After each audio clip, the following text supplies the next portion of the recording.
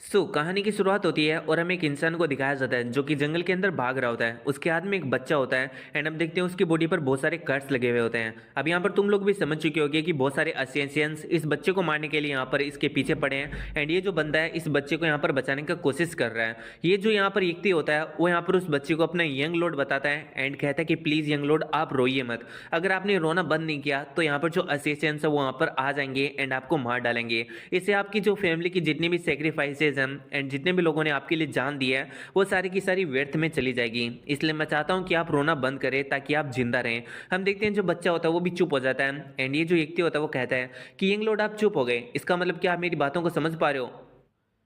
फिर हम देखते हैं ये जो व्यक्ति होता है वो अपने कपड़े को फाड़ता है एंड एक छोटे से यहाँ पर कपड़े से इस बच्चे का मुंह बंद कर देता है एंड फिर कहता है कि यंग लॉर्ड मुझे माफ करना, मेरे पास में कोई दूसरा रास्ता नहीं है। एंड उस बच्चे को एक डाली से लटका के वहां से भाग जाता है ताकि ये असेसियंस का जो ध्यान है वो अपनी तरफ डिस्ट्रैक्ट कर सके एंड ये जो बच्चा है उसकी जान बच सके। फिर हमारा सीन शॉट होता है और हमें अगले दिन का सीन दिखाया जाता है। यहाँ पर हम एक ओल्ड मैन को देखते हैं जो कि ऐसे ही जा रहा होता है। तभी हम उसके पेरेंट को देखते हैं जो कि अजीब अजीब सी बातें कर रहा होता है एंड जो ओल्ड मैन होता है उस पेरेंट से कहता है कि आखिर तुमने ये सारी जो चीजें है वो बोलना कहाँ से सीखा है। तभी हम देखते हैं जो ओल्ड मैन होता है वो काफी हैरान होता है एंड वो डाली की तरफ देखने लगता है जहां पर वो अजीब सी चीज लटकी होती है। जब वो उसे नीचे उतारता है तो वो एक बच्चा होता है एंड उसके मुंह से कपड़ा हटाने पर वो रोने लगता है। अब यहाँ पर जो ओल्ड मैन होता है वो सोचने लगता है कि आखिर ऐसे बियाबान जंगल के अंदर किसने इस बच्चे को अकेला छोड़ा, वो भी मुंह से बांध कर। आखिर ये जो छोटा सा बच्चा है जो कि दिखने में केवल 100 दिन से भी यहाँ पर उसकी उम्र कम होगी, वो यहाँ पर ऐसी कैसी चीजों से गुजरा है जिसकी वजह से इसे ये सारी चीजों को यहाँ पर फेस करना पड़ रहा है। फिर हम देखते हैं जो ओल्ड मैन होता है उस बच्चे को लेकर अपने विलेज की तरफ बढ़ जाता है एंड हम देखते हैं जैसे वो आगे जा रहा होता है तभी यहाँ पर एक बंदा हवा के अंदर से निकलता है एंड उस ओल्ड मैन के साथ में हो जाता है। फिर हम देखते हैं वो ओल्ड मैन से कहता है कि वेल मुझे काफ़ी ज़्यादा अच्छा लगा कि तुम यहाँ पर वापस से आ चुके हो और एकदम सेफ हो तुम। तभी हम देखते हैं ओल्ड मैन को जो कि उसे हाथों से इशारा करता है और कहता है कि तुम चुप रहो, देखो मैं अपने साथ में एक बच्चे को लेकर आया हूँ एंड वो बच्चे के बारे में सारी बात बता देता है कि वो उसे किस तरीके से मिला। फिर हम देखते हैं वो कहता है कि वेल विलेज के अंदर जो तीनों लोग हैं हम लोग उन्हें भी इस बच्चे को दिखाएंगे एंड इसके बारे में बताएंगे। एंड हमें दिखाया जाता है विलेज के अंदर जाने के बाद में उन तीनों लोगों को जो कि दिखने में छोटे बड़े और यहाँ पर एक के बाल बड़े होते हैं। अब हम देखते हैं यहाँ पर ये जो पांचों होते हैं उस बच्चे के बारे में बातें करने लगते हैं। यहाँ पर हम देखते हैं जो ओल्ड मैन होता है वो कह रहा होता है कि वेल आज के बाद में ये जो लड़का है वो यहाँ पर हमारे साथ में रहने वाला है, तो सभी लोग अपने आप को इससे इंट्रोड्यूस कराओ। अब इन पांचों के ग्रुप में जो एक बंदा होता है उसे थोड़ा मजाक करना कुछ ज़्यादा ही पसंद होता है एंड उस ओल्ड मैन से कहता है कि वेल सुनसान जंगल के अंदर आखिर तुम्हें बच्चे कहाँ से मिल रहे हैं। तो यहाँ पर जो ओल्ड मैन होता है इस बात से काफ़ी ज़्यादा ही चिढ़ जाता है एंड उसे कह रहा होता है तुम्हारे कहने का क्या मतलब है कि क्या ये जो बच्चा वो मेरा है। इन बातों को सुनकर वो बंदा कह रहा होता है कि अरे अरे नहीं, मैं तो यहाँ पर मजाक कर रहा था, तुम तो यहाँ पर कुछ ज़्यादा ही बुरा मान गए। फिर यहाँ पर जो ओल्ड मैन होता है वो यहाँ पर उन सभी लोगों को बता देता है कि हम इस बच्चे को बड़ा करेंगे एंड इसे अपना डिसाइपल बनाएंगे। फिर हम देखते हैं यहाँ पर जो ये बड़े बालों वाला बंदा होता है वो कह रहा होता है कि वेल इस बच्चे को बड़ा करना तो चलो ठीक है, लेकिन इसे डिसाइपल बनाना ये यहाँ पर मेरे को बिल्कुल भी मंजूर नहीं है। मेरे दोनों हाथ नहीं है तो मैं यहाँ पर इस बंदे को कुछ भी नहीं सिखा सकता हूँ, यानी इस बच्चे को। तो यहाँ पर तुम लोग मुझसे कुछ भी एक्सपेक्ट मत करना। अब इस बात को सुन के हम इस चौथे बंदे को देखते हैं जो कि उस बंदे से कहता है कि वेल है तुम इतना ज्यादा रूड कैसे हो सकते हो, वो एक बच्चा ही तो है एंड अगर तुम्हें नहीं सिखाना है तो तुम इसे यहाँ पर आराम से भी मना कर सकते हो, तुम्हें इतना भी ज्यादा रूड नहीं होना चाहिए। वहीं पर हम देखते हैं यहाँ पर ये जो ओल्ड मैन होता है वो सभी लोगों से कह रहा होता है कि तुम्हारे ऊपर कोई भी फोर्स नहीं है कि तुम्हें इस बच्चे को सिखाना ही पड़ेगा, अगर तुम्हारा मन है तो सिखाओ, अगर नहीं मन है तो मत सिखाओ। एंड हम देखते हैं यहाँ पर ये जो बंदा होता है चौथा वो कह रहा होता है कि वैसे अगर हमने इसे अपनी मार्शल आर्ट को सिखाया तो इससे ये रिवील हो जाएगा कि हमारी आइडेंटिटी क्या है। तो हाँ, ये पांचों को एक दूसरे की आइडेंटिटी नहीं पता है, ये पांचों क्रिमिनल्स जो कि एक जगह इकट्ठा हो गए हैं ताकि ये जो बड़ा खतरा है उसे टाल सकें, लेकिन इन लोगों को अपनी एक दूसरे की आइडेंटिटी नहीं पता है। तो ऐसे में अगर ये यहाँ पर अपने एमसी यानी इस बच्चे को यहाँ पर अपनी मार्शल आर्ट सिखाएंगे तो ये रिवील हो जाएगा कि इनकी आइडेंटिटी क्या है। तो यहाँ पर जो चौथा होता है वो ओल्ड मैन से कहता है कि क्या तुम यहाँ पर अचानक से हमारी जो आइडेंटिटी है उसे रिवील करवाना चाहते हो। ओल्ड मैन कहता है कि वेल अगर इस बच्चे को सिखाने के लिए हमें अपनी आइडेंटिटी को भी रिवील करना पड़े तो मुझे नहीं लगता कि इसमें कोई बड़ी बात है। इस पर चौथा कहता है कि वेल तुम्हारी बात से मैं भी एग्री करता हूँ। एंड हम देखते हैं जो ओल्ड मैन होता है वो कहता है कि वेल चलो यहाँ पर शुरुआत मैं ही करता हूँ अपनी आइडेंटिटी रिवील करने से। वो बताता है कि वेल मैं कोई और नहीं बल्कि लाइफ एंड डेथ जज हूँ। तो यहाँ पर तुम समझ रहे हो ना इस बंदे की यहाँ पर जो उपाधि है वो कितनी ज्यादा यहाँ पर बड़ी है एंड यहाँ पर इसका जो एक तरीके से रुतबा एंड जो ओहदा है वो मार्शल वर्ल्ड के अंदर उतना ही बड़ा है, यानी लाइफ एंड डेथ को जज करने वाला इंसान। तो यहाँ पर ये वाली जो बात है उसको सुन के यहाँ पर जो बाकी के चारों बंदे होते हैं वो भी काफी हैरान होते हैं कि यहाँ पर एक जो बंदा था मार्शल वर्ल्ड वर्ल्ड के अंदर जिसका नाम इतना ज्यादा ऊंचाइयों पर था, लाइफ एंड डेथ जज आज उन लोगों के सामने खड़ा है एज ए क्रिमिनल। एंड हम देखते हैं यहाँ पर जो ओल्ड मैन होता है वो बताता है कि वेल कुछ हालात ऐसे हो गए थे जिसकी वजह से यहाँ पर है ना मेरे को एक क्रिमिनल बनना पड़ा वगैरह वगैरह। एंड फिर हम देखते हैं यहाँ पर जो दूसरा बंदा होता है वो यहाँ पर अपनी आइडेंटिटी को रिवील करता है एंड वो कहता है कि वेल मेरा नाम याओ जिनिन है। तो यहाँ पर चाइनीज के अंदर इसका मतलब ये होता है कि हवा के अंदर गायब हो जाना। तो जैसा कि हमने देखा ये जो बंदा है वो हवाओं के अंदर यानी कहीं पर भी गायब हो सकता है, तो इसकी ये स्पेशलिटी है एंड इसी की वजह से इसको ये वाला उपाधि मिला है। तीसरा जो बंदा होता है वो कहता है कि ये जो चौथा बंदा होता है, हाँ ये चौथा बंदा होता है जिसे मैंने फोर्थ कहा था, तो ये जो बंदा होता है उसकी यहाँ पर जो एबिलिटी होती है वो यहाँ पर चोरी करने की होती है, चोरी करके यहाँ पर तेजी से भागने की। तो ये बताता है कि वेल मेरे पास में कुछ एबिलिटीज है जिससे कि मेरी प्रेजेंस छुप सकती है एंड मैं तेजी से भाग सकता हूँ, मतलब ऑल ओवर ये एक चोर है, ठीक है। एंड यहाँ पर जो चौथा बंदा होता है जो कि यहाँ पर ये होता है वो कहता है कि वेल ये एक ब्लैक स्मिथ है और इसे गोल्डन हैंड के नाम से भी जाना जाता है। एंड यहाँ पर ये ना ब्लैक स्मिथिंग बहुत ही ज्यादा अच्छी करता है, यानी बहुत ही ज्यादा अच्छे अच्छे वेपन्स को फोर्ज करता है। फिर बारी आती है पांचवे की, यानी इस लंबे बालों वाले की, लेकिन ये अपना नाम नहीं बताता है एंड ना ही अपनी आइडेंटिटी को रिवील करता है। तो हम देखते हैं जो चारों होते हैं वो वापस से बिजी हो जाते हैं। अब यहाँ पर सेकंड होता है यूजेन, वो कहता है कि वेल क्या आपने ये तय कर लिया है कि आप यहाँ पर इसके बारे में मतलब इस बच्चे को यहाँ पर हमारा डिसाइपल बनाएंगे। तो हम देखते हैं यहाँ पर जो ओल्ड मैन होता है वो कहता है कि हाँ मैं इसे यहाँ पर अपना डिसाइपल बनाऊंगा। एंड फिर वो कहता है कि वेल यही वो बच्चा होगा जो कि हमारे जो मार्शल आर्ट है उन्हें सीख कर ये जो मा फॉरेस्ट है इसे एस्केप करेगा एंड बाहर मार्शल वर्ल्ड के अंदर जाएगा। अब यहाँ पर ये जो चोर होता है वो कह रहा होता है कि वेल इस बच्चे को देखने से ऐसा लग रहा है कि वेल इसके अंदर सच में काफी ज्यादा अच्छा टैलेंट है, लेकिन क्या इसके अंदर इतना ज्यादा अच्छा टैलेंट है कि हमारी जो चारों की मार्शल आर्ट है उन्हें इनहेरिट कर पाएगा। तो इस बात को सुन के ओल्ड मैन कहता है कि हाँ ये जो बच्चा है वो कोई सामान्य नहीं है, ये पक्का से हमारी चारों की जो मार्शल आर्ट है उन्हें इनहेरिट कर पाएगा और उन्हें अच्छे से मास्टर भी कर पाएगा। अब इस बात को सुन के यहाँ पर जो तीनों चारों होता है उन्हें यहाँ पर ज्यादा विश्वास नहीं होता। तो हम देखते हैं जो ओल्ड मैन होता है वो कहता है कि वेल तुम चारों के चेहरे देखकर मुझे पता चल रहा है कि तुम लोगों को विश्वास नहीं है कि ये बच्चा ऐसा कर पाएगा या फिर नहीं कर पाएगा। तो तुम इस रिंग को देख लो, ये जो रिंग है उस बच्चे की बॉडी के पास में मतलब इस बच्चे के गले के अंदर थी। तो अब यहाँ पर ये जो रिंग होती है उसे ये तीनों चारों एकदम एक दूसरे को दिखाने लगते हैं एंड यहाँ पर इसके बारे में बात करने लगते हैं। इन तीनों चारों को इस रिंग के बारे में कुछ घंटा पता नहीं चलता, लेकिन इतना जरूर पता चल जाता है कि ये जो रिंग है वो कोई सामान्य रिंग नहीं है। इस रिंग के अंदर यहाँ पर अगर थोड़ी बहुत एनर्जी होती तो ये इतनी ज्यादा पावरफुल हो सकती थी कि किसी भी इंटरमीडिएट यहाँ पर जो लेवल का मार्शल आर्टिस्ट है उसे यहाँ आराम से खत्म कर सकती थी। तो अब यहाँ पर ये वाली बात को जानने के बाद में ये लोग इतना अनुमान लगा लेते हैं कि ये जो बच्चा है वो किसी वेल्थी फैमिली से है जो कि मार्शल आर्ट के अंदर भी बहुत ही ज्यादा ऊंचाइयों के ऊपर थी। तो यहाँ पर इन सभी लोगों को पता चल जाता है कि ये जो बच्चा है उसके पास में पक्का से ऐसा टैलेंट है कि इससे ये जो बच्चा है वो आगे चलकर इनके जो मार्शल आर्ट उन्हें सीख भी पाएगा और उन्हें यहाँ पर मास्टर भी कर पाएगा। तो फिर हम देखते हैं यहाँ पर जो बच्चा होता है उसे नाम देने की बारी आती है। तो ओल्ड मैन कहता है कि वेल आखिर में इसे क्या नाम दूं। तो सभी लोग कहते हैं कि वेल आप यहाँ पर हमारे ग्रुप में सबसे बड़े हो तो आप यहाँ पर अपनी मर्जी से इसे कोई भी नाम दे सकते हो। तो अब उस बच्चे को देखकर यहाँ पर जो मतलब फर्स्ट मास्टर होता है यानी ये जो ओल्ड मैन होता है उसे अपने बच्चे की याद आ जाती है। तो इसकी भी पीछे की एक स्टोरी है। अब ये जो ओल्ड मैन है इसका एक बच्चा था और इसकी दो डॉटर्स थी। तो यहाँ पर ये जो ओल्ड मैन है वो एक बहुत ही बड़ा फिजिशियन है। तो यहाँ पर किसी काम से ये दूसरी जगह पर गया हुआ था और यहाँ पर पीछे इसके बच्चे को थोड़ी बीमारी हो गई थी एंड ये जब वापिस आ रहा था तो रास्ते में इतनी ज्यादा टाइम लग गया इसको कि इसका जो बच्चा है वो इंतजार करते करते यहाँ पर है ना मारा गया। जब वो वापिस आया तो उसने अपने बच्चे को देखा वो भी मरे हुए। तो वो बताता है कि वेल यहाँ पर वो इतना बड़ा फिजिशियन है लेकिन वो फिर भी अपने बच्चे को नहीं बचा पाया एंड इस चीज का रिग्रेट उसे आज भी है। उसके बच्चे का नाम सुओल था। तो वो कहता है कि वेल अगर तुम लोगों को आपत्ति ना हो तो मैं इस बच्चे का नाम उन सुओल रखूंगा। एंड हम देखते हैं यहाँ पर जितने भी जो लोग होते हैं वो इसकी बात से एग्री करते हैं। फिर हम देखते हैं यूजेन को जो कि कह रहा होता है कि वेल आप एक बहुत ही ज्यादा बड़े फिजिशियन हो, अगर आप यहाँ पर टाइम पर पहुंच जाते ना तो आप अपने बच्चे को भी बचा सकते थे। आपने न जाने कितने सारे लोगों को यहाँ पर बचाया, तो आप बहुत ही ज्यादा ग्रेट इंसान हो। तो जो ओल्ड मैन होता है उस बंदे से कह रहा होता है कि वेल तुम यहाँ पर मेरे को शुगर कैंडी देने का कोशिश मत करो, क्योंकि यहाँ पर जितने भी ज्यादा लोगों को मैंने बचाया हो लेकिन उससे ज्यादा लोगों को मैंने अपने ही हाथों के अंदर मरते हुए देखा है। यानी ऐसे भी बहुत सारे लोग हैं जिन्हें मैं नहीं बचा पाया हूँ। फिर हम देखते हैं और भी बहुत सारी बातें करने लगता है एंड हम देखते हैं ये जो चारों होते हैं इसके बारे में यहाँ पर एक तरीके से डिस्कस करने लगते हैं। फिर हम देखते हैं यहाँ पर ये जो ओल्ड मैन होता है वो कह रहा होता है कि चलो इन सारी बातों को छोड़ते हैं एंड अब ये जो बच्चा है वो पक्का से हमारा अप्रेंटिस यानी यहाँ पर हमारा डिसाइपल बनने वाला है। एंड हम देखते हैं यहाँ पर ये भी कहता है कि वेल वो यहाँ पर अपनी जो सीक्रेट मार्शल आर्ट है वो भी इस बच्चे को एक तरीके से पास ऑन करेगा। अब जैसे ये वाली बात यहाँ पर बाकी लोग सुनते हैं वो काफी ज्यादा हैरान होते हैं एंड कहते हैं कि क्या तुम अपनी सीक्रेट मार्शल आर्ट को भी पास ऑन करोगे। तो सीक्रेट मार्शल आर्ट कुछ ऐसी चीज होती है जिन्हें कोई भी यहाँ पर है ना पास डाउन नहीं करता है, सिर्फ और सिर्फ वो अपनी रिलेटिव यानी जो ब्लड रिलेटेड ब्लड लाइन होता है उसी के अंदर यहाँ पर अपनी जो मार्शल आर्ट उन्हें पास ऑन करता है। लेकिन किसी भी यहाँ पर अनब्लड रिलेटेड इंसान को अपनी जो सीक्रेट मार्शल आर्ट है उन्हें पास ऑन करना ये एक बहुत ही ज्यादा बड़ी चीज होती है। एंड फिर जो यावजेन होता है वो यहाँ पर जो मतलब ओल्ड मैन होता है उसकी बात से एग्री करता है और कहता है कि वेल हमारे पास में ऐसा कोई नहीं है जिसको हम यहाँ पर अपनी जो मार्शल आर्ट है उन्हें पास ऑन करें, क्योंकि हम लोग यहाँ पर इस जंगल के अंदर ही मरने वाले हैं। एंड अगर हम इस बच्चे को अपनी जो मार्शल आर्ट उसे पास ऑन करते हैं तो हो सकता है कि हमारी जो मार्शल आर्ट है वो जिंदा रहे। तो यहाँ पर मुझे लगता है कि इस बच्चे को हमारी जो मार्शल आर्ट है उसे यहाँ पर पास ऑन कर देना चाहिए। तो अब हम देखते हैं जो बाकी लोग होते हैं वो भी इस बात के लिए एग्री करते हैं। एंड हम देखते हैं यहाँ पर जो ब्लैक स्मिथ होता है वो भी कहता है कि वेल मैं भी यहाँ पर अपनी जो सीक्रेट मार्शल आर्ट है उन्हें पास ऑन करूंगा। तो यहाँ पर चोर कहते हैं कि क्या तुम्हारे पास में सीक्रेट मार्शल आर्ट भी है? लेकिन मेरे पास में ऐसा कुछ भी नहीं है, मैं तो बस चोरी की कुछ 3-4 यहाँ पर ट्रिक्स जानता हूँ एंड इसके अलावा मेरे पास में कुछ ज़्यादा नहीं है। ओल्ड मैन कहता है कि नहीं, तुम्हारी यहाँ पर जो स्टिल टेक्निक है वो बहुत ही ज़्यादा यहाँ पर अच्छी है, यानी छुपने की टेक्निक। एंड मुझे लगता है कि तुम इस टेक्निक को इस बच्चे को आसानी से सिखा भी सकते हो।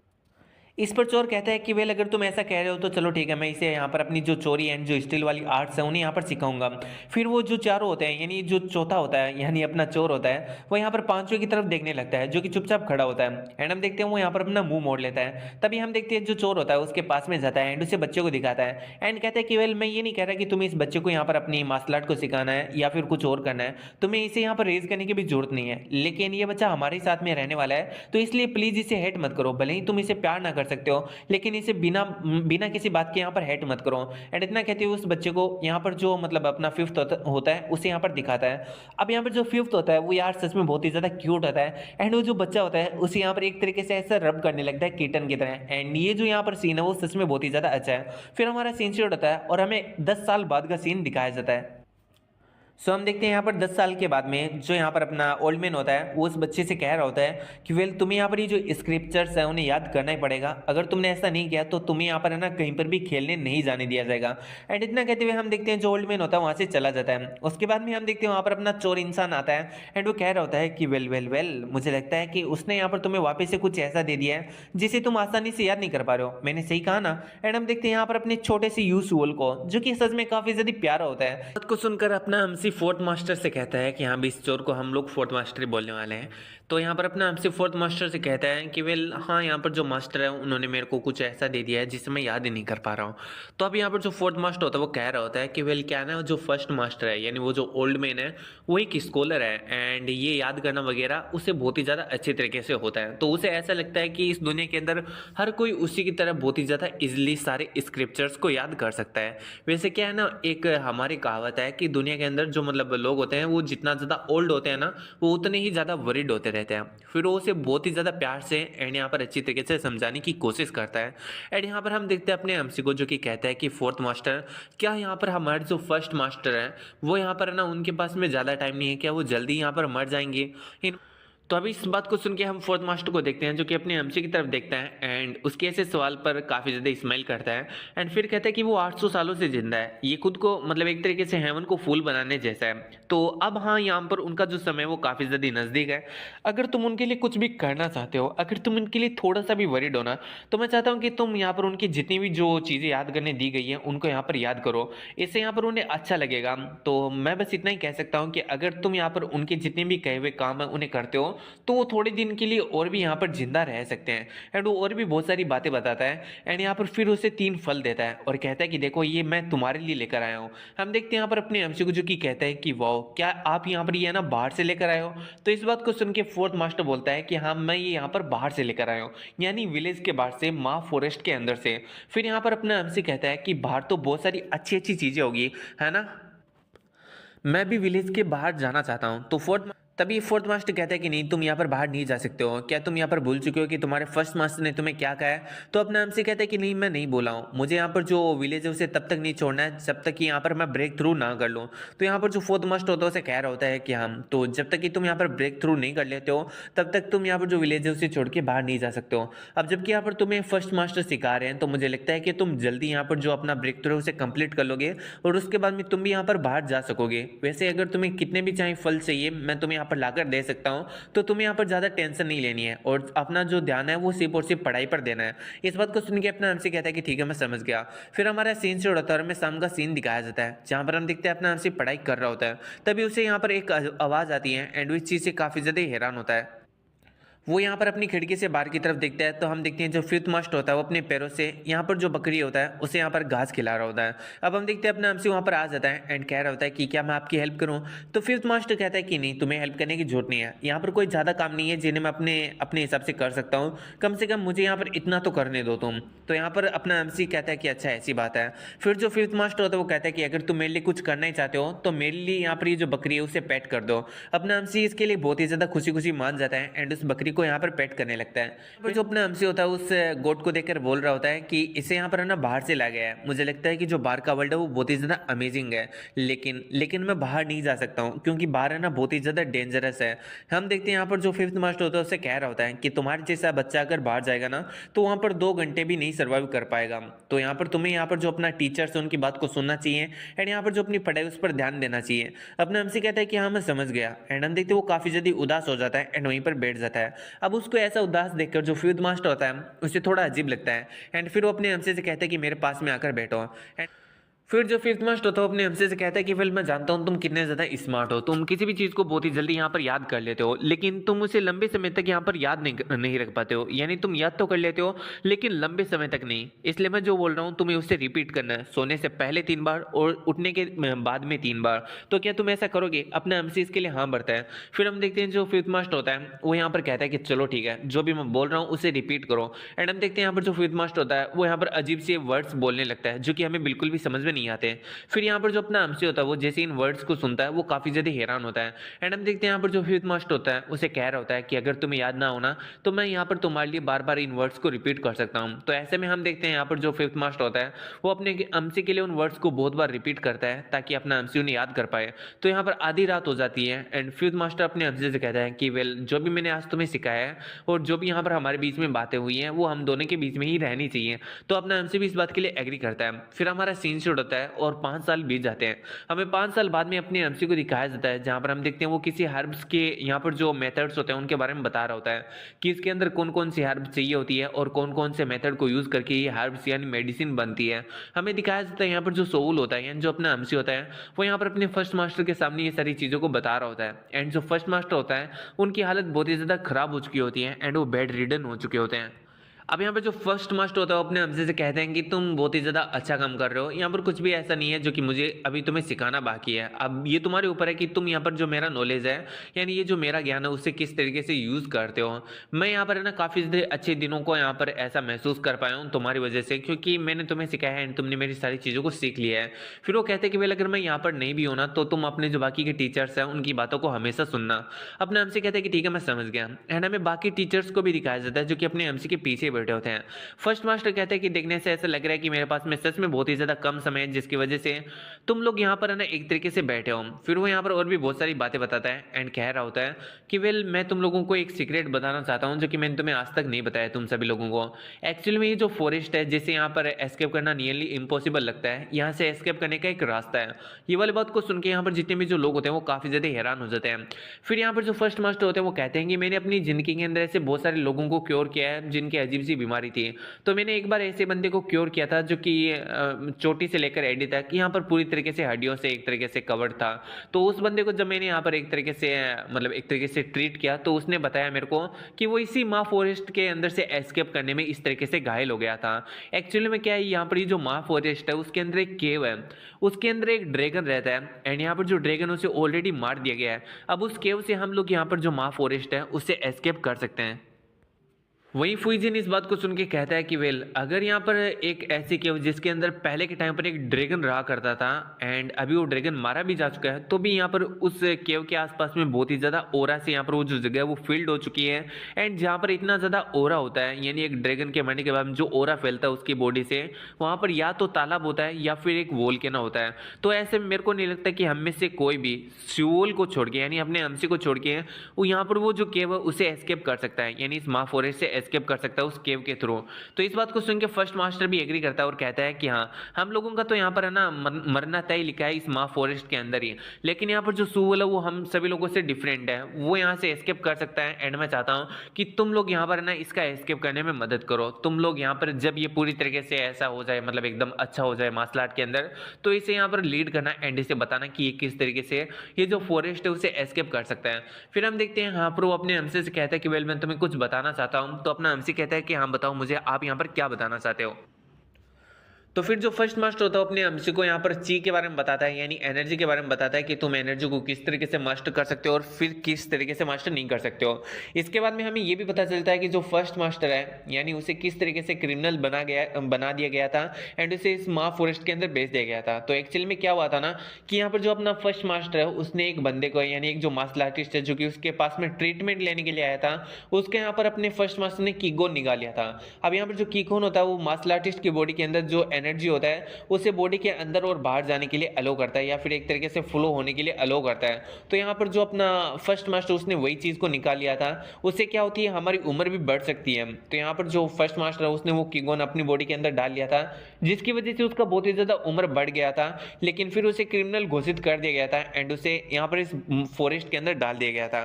तो यहाँ पर अपने एमसी को बता रहा होता है कि वेल तुम्हें यहाँ पर है ना एक कीगोन और निकालना है ताकि तुम अपनी बॉडी के अंदर उसे फिट कर सको जिससे कि तुम्हारी उम्र बढ़ सके। तो अपना एमसी भी इस बात के लिए एग्री करता है एंड हम देखते हैं यहाँ पर वो और भी बहुत सारी बातें अपने एमसी को बता रहा होता है।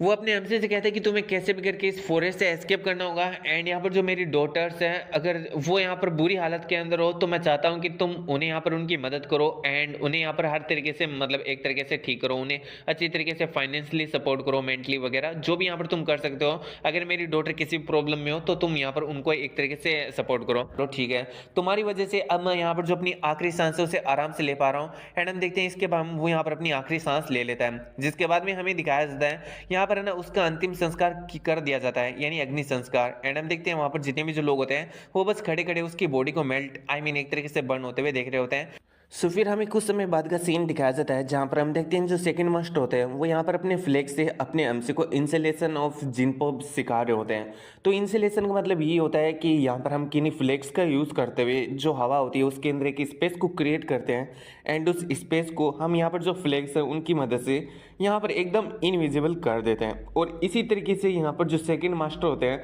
वो हवा के अंदर गायब रहते हैं। तो अब हम देखते हैं वो अपने एमसी को भी ये सारी बातें समझा रहे होते हैं।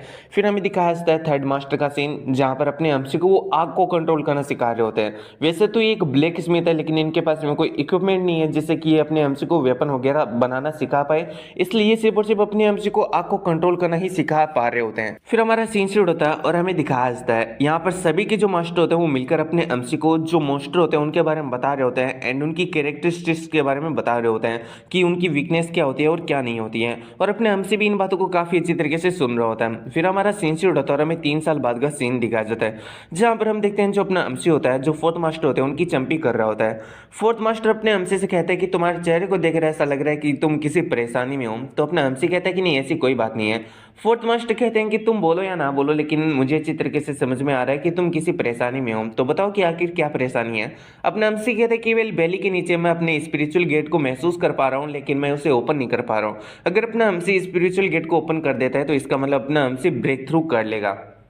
वही हम देखते हैं इस बात को सुन के जो अपने फोर्थ मास्टर होते हैं वो काफ़ी ज़्यादा खुश होते हैं और कहते हैं कि फाइनली तुम यहाँ पर अपने स्पिरिचुअल गेट को महसूस कर पा रहे हो। एंड वो इसे और भी बहुत सारी बातें बताने लगते हैं स्पिरिचुअल गेट के बारे में। लेकिन अपना हमसे तो ठहरा उदास आत्मा वो कहता है कि वेल मैं यहाँ पर है ना कब यहाँ पर जो स्पिरिचुअल गेट है उसे ओपन कर पाऊंगा, क्या मुझे कोई ड्रग को लेना चाहिए यानी किसी मेडिसिन मेथड या फिर किसी पोशन को लेना चाहिए जिससे कि मैं यहाँ पर जो अपना ब्रेक थ्रू है उसे जल्दी कंप्लीट कर पाऊँ। तभी हम देखते हैं फोर्थ मास्टर से एक मुक्का मारता है और कह रहा होता है कि बेवकूफ़ इंसान तुम्हें पता है यहाँ पर है ना ब्रेक थ्रू करने में लोगों को यहाँ पर है ना पूरी की पूरी जिंदगी चली जाती है। 100 साल के जो यहाँ पर बड़े बड़े एक्सपर्ट होते हैं वो भी ऐसा नहीं कर पाते हैं एंड उनके बाद में फाइनली मौत हो जाती है। तो हाँ ब्रेक थ्रू करने के बाद में ही तुम यहाँ पर है ना जो अपनी उम्र है उसे बढ़ा सकते हो, उससे पहले नहीं बढ़ा सकते हो। उससे पहले जो तुम्हारी उम्र है वो एकदम ह्यूमन जैसा ही रहेगा यानी 100 70 80 साल। ठीक है, तो फिर हम देखते हैं वो अपने एमसी को और भी बहुत सारी बातें बता रहा होता है। एंड कहता है कि चलो ठीक है, तुम एक मेडिसिन पोशन चाहते हो ना, तो मैं तुम्हें यहाँ पर है ना वो भी बना के दे सकता हूँ, लेकिन इसके लिए तुम्हें कुछ हर्ब्स को लेकर आना होगा, जिसके लिए तुम्हें विलेज से बाहर जाना होगा। तो बताओ क्या तुम यहाँ पर विलेज से बाहर जाने वाले हो? तो यहाँ पर इस बात को सुन के अपने एमसी तो बहुत ही ज्यादा खुश होता है एंड कहता है कि ठीक है फोर्थ मास्टर। यहाँ पर जो फोर्थ मास्टर होते हैं उसे वार्निंग देते हैं और कह रहे होते हैं कि वेल यहाँ पर है ना ज्यादा देर तक बाहर मत रहना एंड ज्यादा यहाँ पर खतरे को मोल मत लेना, सीधा जल्दी से यहाँ पर जो हर्ब्स है उन्हें लेना और वापिस से विलेज के अंदर आ जाना। तो हम देखते हैं जो अपना एमसी होता है वो फर्स्ट टाइम विलेज से बाहर निकलता है फॉरेस्ट के अंदर, वो वहां पर जाता है तो आगे ही उसे जीरियोंग्यो मिल जाता है, यानी एक ऐसा फ्लावर जो कि उसकी मेडिसिन पोशन में काफी यहाँ पर मदद करने वाला है। उसके बाद में उसे ग्यूगोल्चो भी मिल जाता है एंड ऐसे करके उसे और भी बहुत सारे फ्लावर्स मिलते हैं। तो फाइनली अपने एमसी को वो सारे फ्लावर्स मिल जाते हैं जिससे कि उसे यहाँ पर मेडिसिन पोशन बनाना होता है। फिर वो जाने लगता है वापिस से, तभी यहाँ पर अपना एमसी काफी ज्यादा खुश होते हैं, मन में सोच रहा होता है कि वेल वेल वेल मुझे लगता है कि मुझे यहाँ पर खाली हाथ नहीं जाना चाहिए। वो अपने मास्टर के बारे में सोचता है कि वेल अगर वो उनके लिए कोई ऐसा शिकार पकड़ के लेकर जाए जिसे आज वो रात मजे से खा सकते हैं, तो उसके जो मास्टर वो बहुत ही ज्यादा खुश होंगे और उस पर प्राउड महसूस करेंगे। फिर वो इधर उधर यहाँ पर जो पेड़ होता है उसके ऊपर कूदते फांदते हुए चढ़ जाता है एंड यहाँ पर आसपास में किसी शिकार को ढूंढने लगता है जिसे कि वो यहाँ पर खत्म करके उसे अपने मास्टर्स के पास में लेकर चला जाए। तभी उसे किसी की आवाज सुनाई देती है एंड वो साइड में देखता है तो वहां पर एक गोट होती है। अब गोट को देखकर तो अपने एमसी का खुशी का ठिकाना नहीं होता है एंड वो खुद को बहुत ही ज्यादा लकी समझता है कि भाई वो जैसे यहाँ पर किसी शिकार को ढूंढ रहा था उसे सबसे इजी शिकार मिल गया। फिर अपना एमसी आगे जा ही रहा होता है लेकिन तभी अपने एमसी को कुछ अजीब सी चीज महसूस होती है। अपने एमसी को पता चल जाता है कि भाई उसके आसपास में खतरा है, इसलिए वो एक जगह पर रुक जाता है एंड सोच रहा होता है कि मुझे लगता है कि आज के लिए मुझे यहाँ पर ये जो शिकार उसे नहीं करना चाहिए, मुझे किसी और दिन इस शिकार को करना चाहिए क्योंकि मुझे खतरा महसूस हो रहा है आसपास में। तभी हम देखते हैं वहां पर एक डॉग की एंट्री होती है जिसके 3 हेड होते हैं एंड हम देखते हैं वो अपने एमसी को देखती है उसके ऊपर अटैक कर देता है। अब उस 3 डॉग को देखकर यहाँ पर अपना एमसी भी काफी ज्यादा हैरान होता है एंड सोच रहा होता है कि अभी मैं क्या करूं। फिर अपने एमसी में सोचता है कि वैसे तो ये जो 3 डॉग है, 3 हेडेड डॉग, उसने मेरे ऊपर अचानक से हमला किया, लेकिन फिर भी मेरे को यहाँ पर कोई ज्यादा डर महसूस नहीं हो रहा है। हम देखते हैं जब 3 हेडेड डॉग अपने एमसी के ऊपर झपट्टा मारता है तो अपना एमसी बॉडी फ्लिक के टेक्निक का यूज करते हुए उसे काफी ज्यादा इजिली डोज कर लेता है। फिर अपना एमसी में सोच रहा होता है कि वेल अगर मुझे इस 3 हेडेड डॉग को खत्म करना है तो इसके लिए मुझे एक ओपनिंग को क्रिएट करना होगा एंड उसका यूज करते हुए इसे खत्म करना होगा। ये सोचते हैं हम देखते हैं जो अपना एमसी होता है वो यहाँ पर उस 3 हेडेड डॉग के आसपास में जाने लगता है एंड हम देखते हैं वो जो 3 हेडेड डॉग होता है उससे काफी ज्यादा यहाँ पर एक तरीके से प्रोक कर रहा होता है एंड यहाँ पर उसके सारे अटैक्स को डोज कर रहा होता है। साथ ही में वो यहाँ पर कुछ पत्थर्स को उठा रहा होता है एंड हम देखते हैं वो जब फाइनली 3 पत्थर को उठा लेता है तो वो एक जगह पर आ जाता है एंड सोच रहा होता है कि वेल मैंने इस 3 हेडेड डॉग के साथ में बहुत खेल लिया, अभी टाइम आ चुका है जिसे खत्म करने का।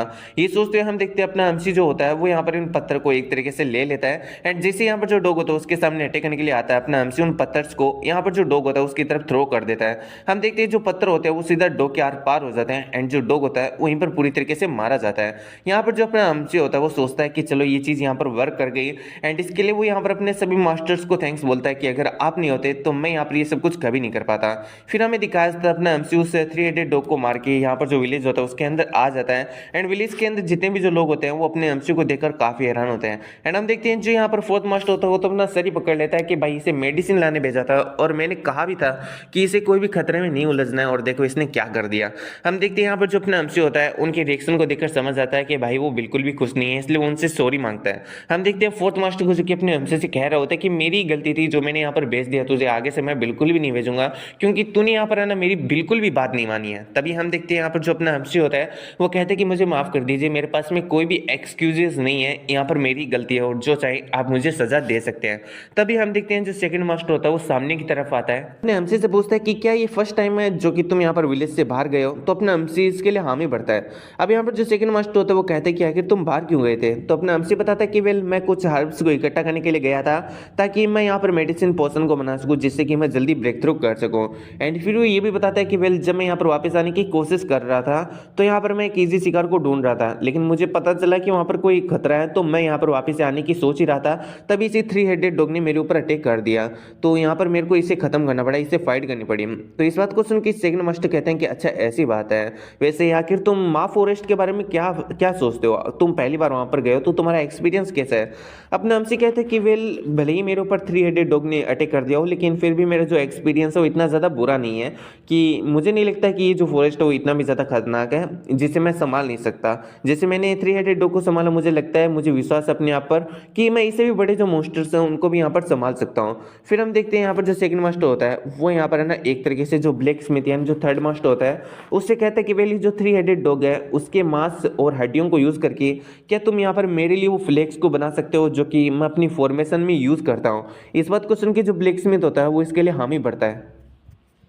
फिर जो सेकंड मास्टर होता है वो अपने एमसी के पास में आता है एंड कह रहा होता है कि सोवल, आज तुम्हें ऐसा फील हो रहा होगा, मतलब तुम्हें काफ़ी ज़्यादा फ्रस्ट्रेटेड फील हो रहा होगा कि हम सभी लोग तुम्हें यहाँ पर बाहर जाने से क्यों रोक रहे हैं। अपने एमसी कहता है कि नहीं ऐसी बात नहीं है। सेकंड मास्टर कहता है कि वेल ऐसी बात है, ये काफ़ी नेचुरल है। अगर तुम यहाँ पर कोई चीज़ करना चाहते हो और दूसरे तुम्हें वो सब कुछ करने से रोक रहे हैं तो तुम्हें थोड़ा तो अजीब फील होगा ही, लेकिन हम सभी लोग भी चाहते हैं कि तुम बाहर जाओ एंड यहाँ पर बड़ी बड़ी अचीवमेंट्स को हासिल करो। लेकिन इससे पहले हमारे पास में जो भी यहाँ पर चीज़ें, जो भी हम वर्ल्ड के बारे में जानते हैं, जिन खतरों के बारे में जानते हैं, हम तुम्हें उनके बारे में अवेयर करना चाहते हैं, उनसे कैसे निपटना है उनके बारे में यहाँ पर तुम्हें बताना चाहते हैं। वैसे अगर तुम विलेज से बाहर जाना चाहो तो ये कोई बड़ी डील नहीं है, लेकिन इसके लिए तुम्हें दिखाना होगा कि जो मेरी फ्लैग टेक्निक्स है उस उन चीज़ों को तुमने कहाँ तक और किस तरीके से मास्टर किया है। अगर तुम यहाँ पर मेरे को दिखा देते हो कि तुमने उन्हें काफ़ी अच्छी तरीके से मास्टर किया है तो मैं तुम्हें यहाँ पर विलेज से बाहर यानी फॉरेस्ट के अंदर जाने दे सकता हूँ।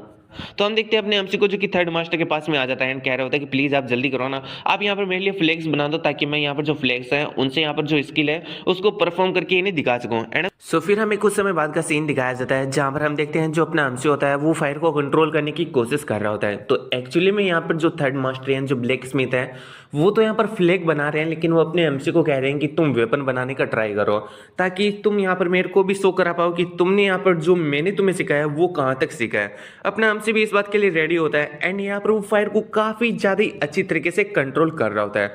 तो अपने एमसी को एक्चुअली में एक सोर्ड बनानी होती है और अपना एमसी उसी पे काम कर रहा होता है। यहाँ पर जो ब्लैक स्मिथ होता है वो उसे यहाँ पर मतलब एक तरीके से बता रहा होता है कि तुम्हें क्या क्या करना है और क्या क्या नहीं करना है, और अपना एमसी उसके सारे बताए स्टेप्स को अच्छी तरीके से फॉलो कर रहा होता है। फाइनली हम देखते हैं अपना एमसी एक छोटी सी तलवार को फोर्स कर लेता है एंड कहता है कि देखो मैंने क्या क्रिएट किया, एक डेगर। तो हाँ इसे डेगर बोलेंगे क्योंकि इसे सोर्ड बोलना तो बिल्कुल भी सही नहीं है। फिर जो ब्लैक स्मिथ होता है वो अपने एमसी को बोल रहा होता है कि हाँ ये एक डेगर कहलाने के लायक है। तो अपना एमसी कहता है कि वेल मुझे लगता है कि ये एक लो रैंक का डेगर है। इस बात को सुन के ब्लैक स्मिथ कहते हैं कि नहीं, अगर तुम इसे 3 साल तक पॉलिश करते हो ना तब जाकर हो सकता है कि ये एक लो रैंक का डेगर बन जाए। इस बात से अपना एमसी काफ़ी हैरान होता है। फिर यहाँ पर जो थर्ड मास्टर होते हैं अपने एमसी को कहते हैं कि ठीक है तुम जाके रेस्ट करो, मैं यहाँ पर जो फ्लैग्स है उन्हें क्रिएट कर दूंगा, तुम्हें यहाँ पर ज़्यादा टेंशन लेने की जरूरत नहीं है।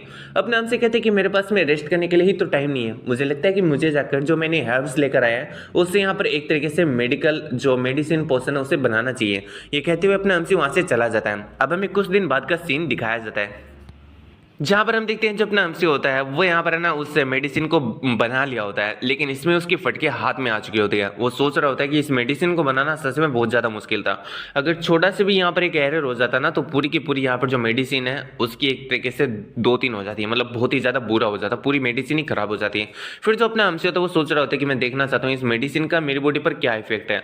ये कहते हुए अपना एमसी उस मेडिसिन को अपने मुँह में लेने वाला होता है या फिर उसने ले लिया होता है एंड फिर वो यहाँ पर मेडिटेट करने के लिए बैठ जाता है। अब यहाँ पर ये जो मेडिसिन है उसका यहाँ पर एक तरीके से ये स्लो इफेक्टिव है, ठीक है ना, इसका जो इफेक्ट है वो धीरे धीरे होता है अपने एमसी के बॉडी पर। तो अभी के लिए अपने एमसी को कुछ भी महसूस नहीं हो रहा होता है। तभी हम देखते हैं वहाँ पर फोर्थ मास्टर की एंट्री होती है एंड अपने एमसी से कह रहा होता है कि हल जी क्या कर रहे हो तुम। तो अपना एमसी कहता है कि मेडिटेट कर रहा हूँ और क्या कर रहा हूँ। वैसे यहाँ पर है ना मैं जैसे ही एक तरीके से जो फ्लैग्स हैं वो टेक्निक यहाँ पर जो सेकंड मास्टर है उनको शो कराऊंगा वो मेरे को बाहर जाने देंगे, आपकी तरह नहीं है जो कि आप मेरे को डांटोगे वगैरह वगैरह, यानी कुछ ऐसी बातें चल रही होती है। एंड यहाँ पर जो फोर्थ मास्टर होते हैं वो कह रहे होते हैं देखो यार मैंने तुम्हें कभी मना नहीं किया बाहर जाने के लिए, और वो मैं ही हूँ जिसने तुम्हें फर्स्ट टाइम यहाँ पर जो विलेजेस से बाहर जाने के लिए कहा, मतलब जाने दिया, वो भी बिना किसी दूसरों की परमिशन के, मेरे रिस्क के ऊपर। एंड यहाँ पर मैं तुम्हें हमेशा से कहता था कि तुम अच्छे से पढ़ाई करते हो, अगर एनलाइटमेंट को हासिल कर लेते हो, ब्रेक थ्रू कर लेते हो तो मैं भी तुम्हें यहाँ पर बाहर जाने दूंगा। तो क्या तुम सच में यहाँ पर मेरी बात को नहीं समझ पाए थे। इन बातों को सुन के अपने हमसे कहते हैं कि सच में। यहाँ पर हम देखते हैं फोर्थ मास्टर को कहते हैं कि और नहीं तो क्या। फिर अपने हमसे से कहते हैं कि वैसे तुम्हारा जो थर्ड मास्टर उसने यहाँ पर जो 12 फ्लैग्स हैं उनको एक तरीके से क्रिएट कर लिया है, तो मुझे लगता है कि अभी तुम्हें यहाँ पर है ना ग्राउंड में चलना चाहिए एंड जो सेकंड मास्टर उसे अपनी टेक्निक्स को दिखाना चाहिए। अपने हमसे कहते हैं कि क्या सच में उन्होंने इतना जल्दी यहाँ पर जो फ्लैग्स उन्हें क्रिएट भी कर लिया। यहाँ पर वो है ना एक तरीके से ग्राउंड पे आ जाता है एंड हम देखते हैं यहाँ पर जो second master third master and जो फोर्थ मास्टर होते हैं वहीं पर खड़े होते हैं। अब सेकंड मास्टर अपने हमसे से कह रहे होते हैं कि चलो ठीक है अब तुम फॉर्मेशन से बाहर आ सकते हो। अपने हमसे भी इस बात के लिए एग्री करता है एंड हम देखते हैं वो बाहर आ जाता है। तो हाँ अपने हमसे ने फॉर्मेशन बनाया होता है फ्लैग्स का एंड अपने हमसे उसी मतलब फॉर्मेशन के अंदर बैठा होता है एंड अभी सेकंड मास्टर के कहने पर वो बाहर भी आ जाता है। फिर अपना हमसे कहता है कि वेल मैंने कैसा किया, क्या मैंने इसे अच्छे तरीके से मास्टर करके रखा है।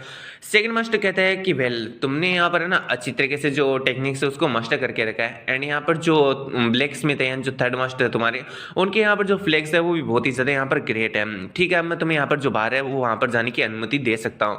तो अपना एमसी इस बात के लिए खुश होता है। एंड हम देखते हैं अपने एमसी के पास में कुछ डेगर्स एंड यहाँ पर कुछ और भी वेपन्स होते हैं जो कि अपना एमसी बाहर जाने के लिए कैरी करता है। अब हम देखते हैं अपना जो एमसी होता है वो बाहर जाने के लिए दौड़ रहा होता है, मतलब जंगल में दौड़ रहा होता है, विलेज से बाहर आ चुका होता है। एंड अपने एमसी को काफी हल्का महसूस हो रहा होता है, थैंक्स टू यहाँ पर फोर्थ मास्टर, क्योंकि उनकी यहाँ पर जो दौड़ने वाली टेक्निक है वो अपने एमसी को बहुत ही ज्यादा काम आ रही होती है। अपने एमसी को काफी हल्का महसूस हो रहा होता है। फिर यहाँ पर अपने एमसी को जो यहाँ पर थर्ड मास्टर होता है उसकी कुछ बात याद आती है। तो एक्चुअली में थर्ड मास्टर ने अपने एमसी को एक रोक लाने के लिए कहा था, जिससे कि यहाँ पर जो थर्ड मास्टर वो अपने एमसी के लिए वेपन्स बना पाए। तो अपना एमसी सोच रहा होता है कि जिन रॉक्स को लाने के लिए मुझे थर्ड मास्टर ने कहा है वो यहाँ पर जो ऊंची पहाड़ियां होती है वहीं पर मिलती है। तो अपना एमसी आसपास में ऊंची पहाड़ी को देखने लगता है और अपने एमसी को एक ऊंची पहाड़ी दिखाई देती है। अपना एमसी सोचता है कि वेल चलो ठीक है, मुझे लगता है कि मुझे वहीं पर जाना चाहिए। ये सोचते हुए अपना एमसी उस पहाड़ी के पास में आ जाता है। अब पहाड़ी के पास में जैसे आता है भाई वो तो उसे और भी ज्यादा बड़ी दिखाई देने लगती है। अपना एमसी सोचता है कि जितनी ऊंची पहाड़ी होगी उतना ज्यादा अच्छा एडवेंचर होगा, और जितना अच्छा एडवेंचर होगा उतना ही ज्यादा मजा मेरे को आएगा। ये सोचते हुए हम देखते हैं जो अपना एमसी होता है वो यहाँ पर अपनी पहाड़ी के ऊपर चढ़ने की जर्नी को स्टार्ट करता है। तो यहाँ पर अपने एमसी को कोई ज्यादा मुश्किल नहीं होता, अपना एमसी काफी इजिली यहाँ पर जो पहाड़ी होता है उसके ऊपर चढ़ पा रहा होता है। चढ़ते चढ़ते हम देखते हैं अपने एमसी को एक फ्लोवर दिखाई देता है एंड उसे देखकर अपना एमसी कहता है कि ओ तो ये तो चीफ फ्लोवर है, मैंने एक्सपेक्ट नहीं किया था कि ये यहाँ पर है, चलो काफी बढ़िया बात है। तभी अपने एमसी की नजर पड़ती है ऊपर की तरफ, जिसे देखकर अपना एमसी काफी हैरान होता है क्योंकि ये होता है योम फ्लोवर। एंड यहाँ पर जो योम फ्लोवर होते हैं वो काफी ज्यादा रेयर होते हैं, क्योंकि यहाँ पर जो रेयर से भी रेयर यहाँ पर मेडिसिन मतलब बनानी होती है उसके मेजरली इंग्रेडिएंट के रूप में काम करता है योम फ्लोवर। तो अपना एमसी इसे देखकर यहाँ पर काफी हैरान होता है, सोच रहा होता है कि इतना ज्यादा रेयर फ्लोवर आखिर यहाँ पर क्या कर रहा है। तभी अपने एमसी को किसी बिस्ट की आवाज सुनाई देती है एंड अपना एमसी नीचे की तरफ देखता है। तो यहाँ पर एक फ्लाइंग बिस्ट होता है जिसे देखकर अपना एमसी काफी हैरान होता है। अपना एमसी सोच रहा होता है एक फ्लाइंग बिस्ट यहाँ पर क्या कर रहा है। फिर अपना एमसी पत्थर फेंककर उस बिस्ट को यहाँ पर साइड हटाने की कोशिश कर रहा होता है एंड सोच रहा होता है कि ये जो बिस्ट है वो यहाँ पर ऐसे यहाँ पर जो रेयर रेयर एक तरीके से हर्ब्स हैं उनको खाकर इंटरमीडिएट रैंक तक डेवलप कर लिया, तो इसे हराना इतना भी ज्यादा इजी नहीं होने वाला है। अब हम देखते हैं यहाँ पर जो बिस्ट होता है वो अपने एमसी के ऊपर बहुत ही ज्यादा चिल्ला रहा होता है, लेकिन अपने एमसी के ऊपर अटैक नहीं कर रहा होता है। अपना एमसी भी इस बात को समझ जाता है एंड ये भी समझ जाता है कि ये सब कुछ योम फ्लावर की वजह से है। अगर इसने यहाँ पर मेरे ऊपर अटैक किया तो इसे डर है कि यहाँ पर जो योम फ्लावर है उसे एक तरीके से नुकसान पहुंचा देगा, इसलिए मेरे ऊपर अटैक नहीं कर रहा है। तो मतलब यहाँ पर जो योम फ्लावर है वो अभी मेरी लाइफ लाइन है। ये सोचते हुए हम देखते हैं जो अपना एमसी होता है योम फ्लावर को उखाड़ के अपने पास में रख लेता है। अब जैसे अपना एमसी योम फ्लावर को उखाड़ता है भाई साहब, यहाँ पर हम देखते हैं जो फ्लाइंग बिस्ट होता है वो बहुत ही ज्यादा जोर जोर से चिल्लाने चिंगाड़ने लगता है एंड हम देखते हैं वो अपने एमसी को मानो ये बोल रहा होता है कि तूने हाथ कैसे लगाया उसको। इधर अपना एमसी में सोच रहा होता है कि वेल ये सिर्फ और सिर्फ चिल्ला रहा है, मेरे ऊपर अटैक नहीं कर रहा, जैसा कि मैंने एक्सपेक्ट किया था। ये बिल्कुल भी यहाँ पर जो यंग फ्लावर उसे नुकसान नहीं पहुंचाना चाहता। ये सोचते हम देखते हैं अपना एमसी अपनी शुरुकेन से उस यहाँ पर फ्लावर को एक तरीके से टाइट करता है एंड फिर वो सोचता है कि वेल मुझे यहाँ पर इसे डिस्ट्रैक्ट करना होगा यंग फ्लावर का झांसा देकर एंड फिर यहाँ पर जो पहाड़ी है उसके ऊपर चढ़ जाना होगा उतने से टाइम के अंदर। ये सोचते हम देखते हैं जो अपना एमसी होता है यहाँ पर शुरुकेन के साथ में बांधकर उस यंग फ्लावर को बहुत ही ज्यादा आगे की तरफ फेंकता है एंड हम देखते हैं यहाँ पर जो बिस्ट होता है वो भी उसके पीछे की तरफ चला जाता है। फिर हम देखते हैं जो अपना एमसी होता है वो जल्दी जल्दी पहाड़ी के ऊपर चढ़ना स्टार्ट कर देता है एंड फाइनली अपना एमसी पहाड़ी के ऊपर पहुंच भी जाता है। अब पहाड़ी के ऊपर पहुंचते ही हम देखते हैं जो अपना एमसी होता है वो सबसे पहले काम यहाँ पर अपने फ्लेक्स को एक तरीके से लगाना वाला करता है एंड फ्लेक्स को लगाकर हम देखते हैं यहाँ पर जो अपना एमसी होता है वो वहीं पर छुप जाता है उस फॉर्मेशन के अंदर। तभी हम देखते हैं वहां पर वापस से वो फ्लाइंग बिस्ट आ जाता है एंड उसके हाथों में इस बार यहाँ पर वही फ्लावर होता है। अपना हमसिन में सोच रहा होता है कि अच्छा तो ये फ्लावर को लेकर आ भी चुका है। तभी हम देखते हैं यहाँ पर एक और बिस्ट की मतलब आवाज आती है एंड वो बिस्ट होता है जैंगहोंग, जो कि यहाँ पर फायर को एक तरीके से रिसेंबल कर रहा होता है, यानी उसके पास में फायर की पावर होती है। एंड इस चीज को देखकर तो अपने हमसे भी काफी हैरान होता है कि भाई एक जेड होग जिसके पास में फायर की पावर है, पता नहीं आज मैं क्या क्या देख रहा हूँ। एंड हम देखते हैं हम जो जेड होग होता है वो यहाँ पर अपनी फायर का पावर का यूज करते हुए जो यहाँ पर फ्लाइंग बिस्ट होता है उसके ऊपर अटैक कर देता है एंड वहीं पर हम फ्लाइंग बिस्ट को देखते हैं जो कि यहाँ पर अपनी विंड पावर का यूज करते हुए जेड होग के ऊपर अटैक कर देती है। बाद में हम देखते हैं दोनों के जो अटैक्स होते हैं वो एक दूसरे के साथ में टकराते हैं, जिससे एक बहुत बड़ा सीन क्रिएट होता है। इधर अपना हमसे में सोच रहा होता है कि अच्छा तो ये होती है इंटरमीडिएट बिस्ट के बीच में होने वाली एक फाइट। यहाँ पर वो सोच रहा होता है कि मैंने इतना एक्सपेक्ट नहीं किया था कि ये इतना ज्यादा डेडली होगा। फिर हम देखते हैं यहाँ पर जो फ्लाइंग बिस्ट होता है वो काफी ज्यादा रफ्तार से यहाँ पर जो अपना जेड होगा होता है उसके ऊपर अटैक कर देता है। अब इस चीज से तो अपना हमसे भी काफी हैरान होता है। हम देखते हैं यहाँ पर जो बिस्ट का पर्सनली अटैक होता है जेड होग के ऊपर वो सच में काफी खतरनाक होता है। उसका यहाँ पर जो एक तरीके से आफ्टर मैच होता है ना वो इतना ज्यादा खतरनाक होता है कि अपना हमसे उसके प्रभाव से बहुत ही ज्यादा दूर जाके यहाँ पर फेंकाई जाता है।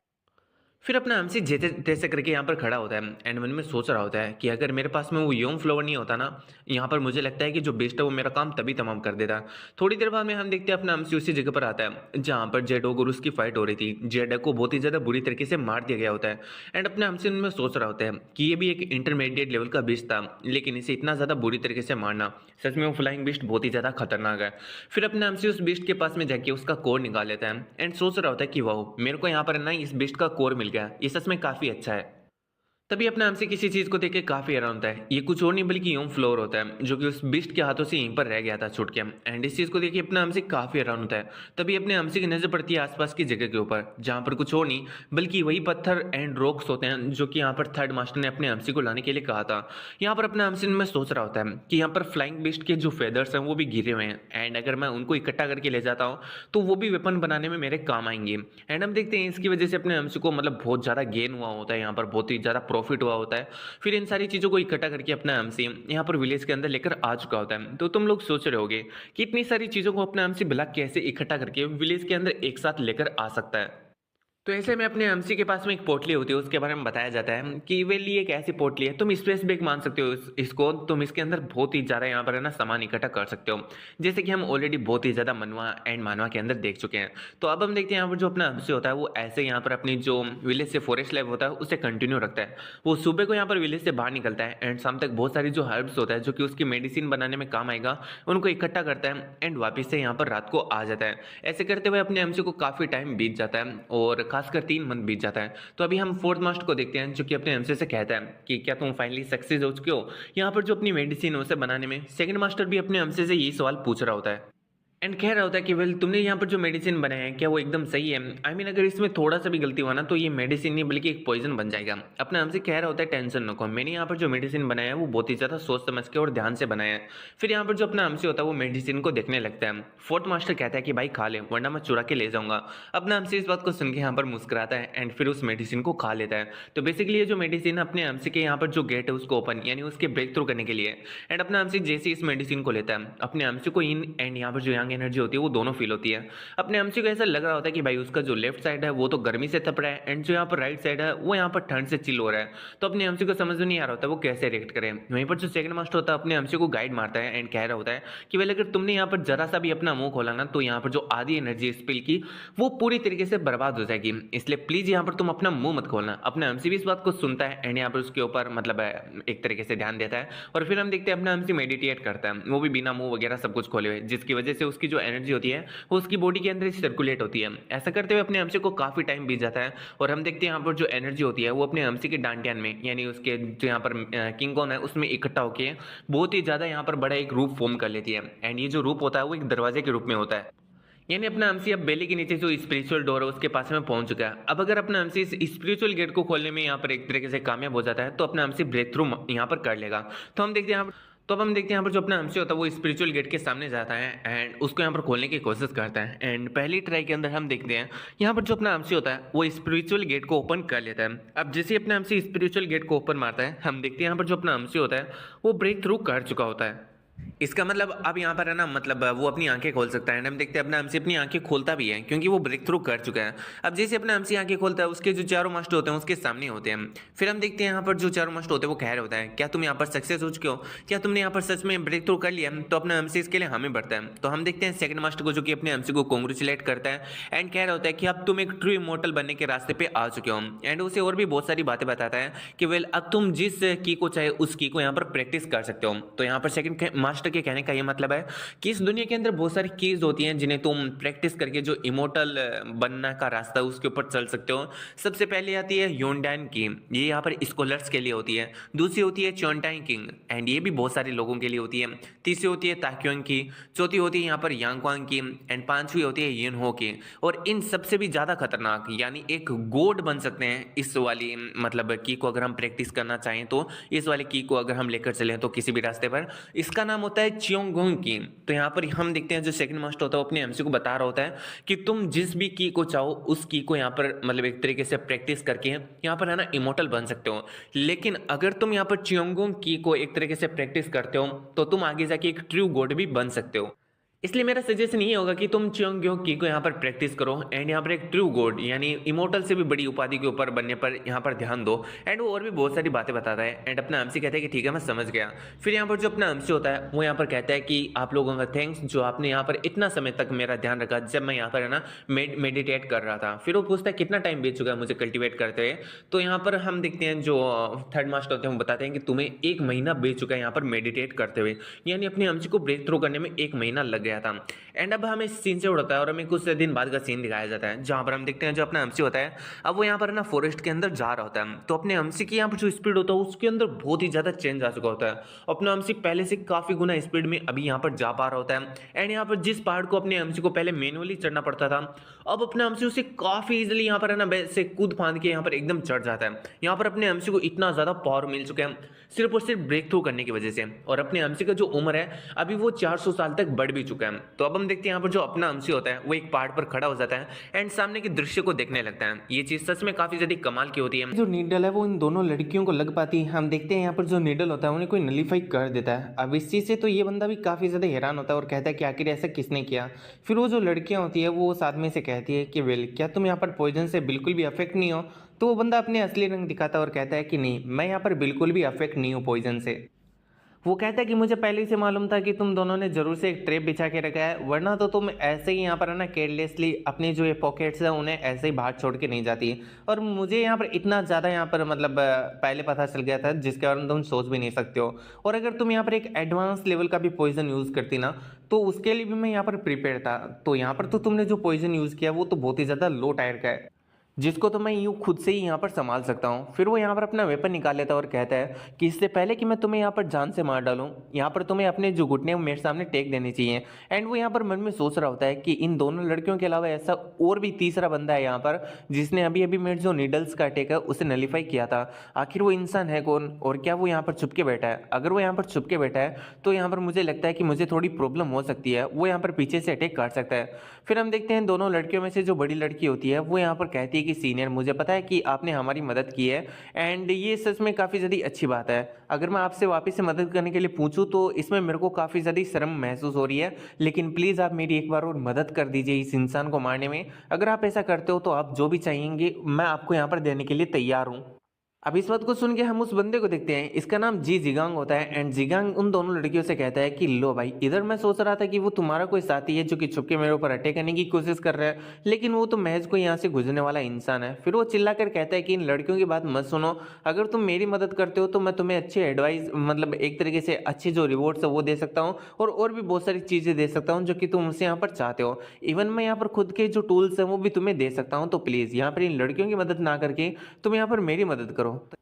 वही अपना हमसे इन सारी बातों को सुन के जिगांग के बारे में सोच रहा होता है कि एक 7 टायर का वॉरियर है एंड मैं भी एक 4th स्टार का वॉरियर हूँ। तो मुझे लगता है कि मुझे उन दोनों वुमेन्स के साथ में एक तरीके से हाथ मिला लेना चाहिए और इस इंसान को यहाँ पर मार देना चाहिए क्योंकि ये बहुत ही ज़्यादा बुरा है। फिर हम देखते हैं जो अपना हमसे होता है वो यहाँ पर है ना पोर्टल से बाहर आ जाता है एंड उसे देखकर सब लोग काफ़ी हैरान होते हैं कि क्या ये जो बंदा वो इतना ज़्यादा पास में बैठा था।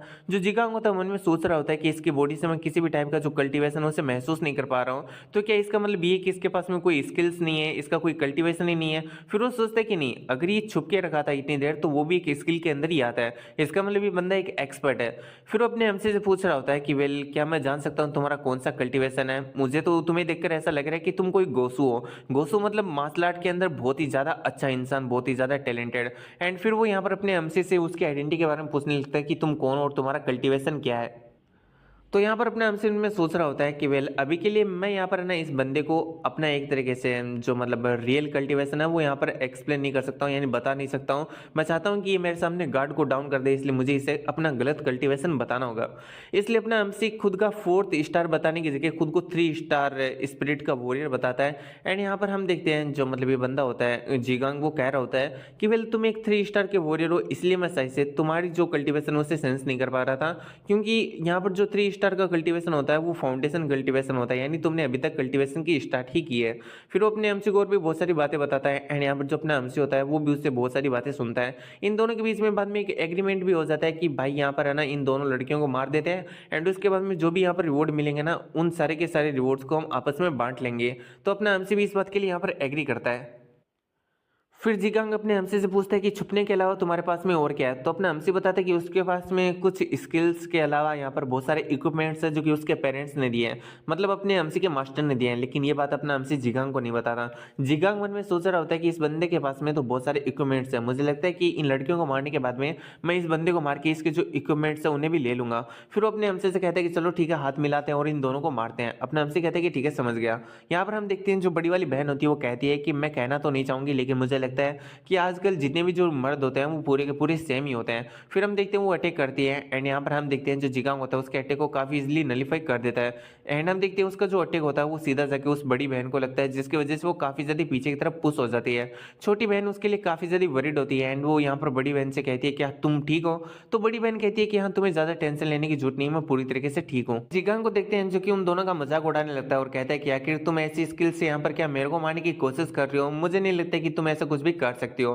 फिर वो कहता है कि वेल, अब यहाँ पर तुम मेरे जो वेपन है उसका स्वाद चखने वाली हो। एंड इतना कहते हुए हम देखते हैं वापस अटैक कर देता है। वहीं पर जो बड़ी सिस्टर होती है वो भी यहाँ पर अपने स्वॉर्ड ब्लॉक का यूज करती है एंड उसके अटैक को यहाँ पर रोकने के लिए एक शील्ड को क्रिएट कर लेती है। अब यहाँ पर जो छोटी बहन होती है वो मन में ये सोच रही होती है कि मुझे देखने से ऐसा लग रहा है कि जो जिगांग है वो अपनी पूरी पावर का यूज नहीं कर रहा है। एंड फिर वो अपनी बड़ी सिस्टर से कहती है कि वेल, अगर हम लोग यहाँ पर है ना, मतलब एक ओपनिंग को क्रिएट कर लें तो मुझे लगता है कि हम लोग यहाँ पर जो जिगांग है उसे मार डालेंगे। फिर यहाँ पर जो छोटी बहन होती है वो सोच रही होती है कि वेल, अगर हम यहाँ पर जिगांग को मार भी देते हैं तो उसके बाद में हमारे अंदर इतनी ज़्यादा एनर्जी नहीं बचेगी कि हम इस नए एक्सपर्ट को मार सकेंगे। तो अब हम देखते हैं ऐसा ही चल रहा होता है एंड यहाँ पर जो छोटी सिस्टर होती है वो जिगांग को यहाँ पर डिस्ट्रैक्ट करने का एक तरीके से काम करती है, ताकि यहाँ पर जो बड़ी सिस्टर है वो एक ओपनिंग का सहारा लेकर जो जिगांग को उसे खत्म कर सके।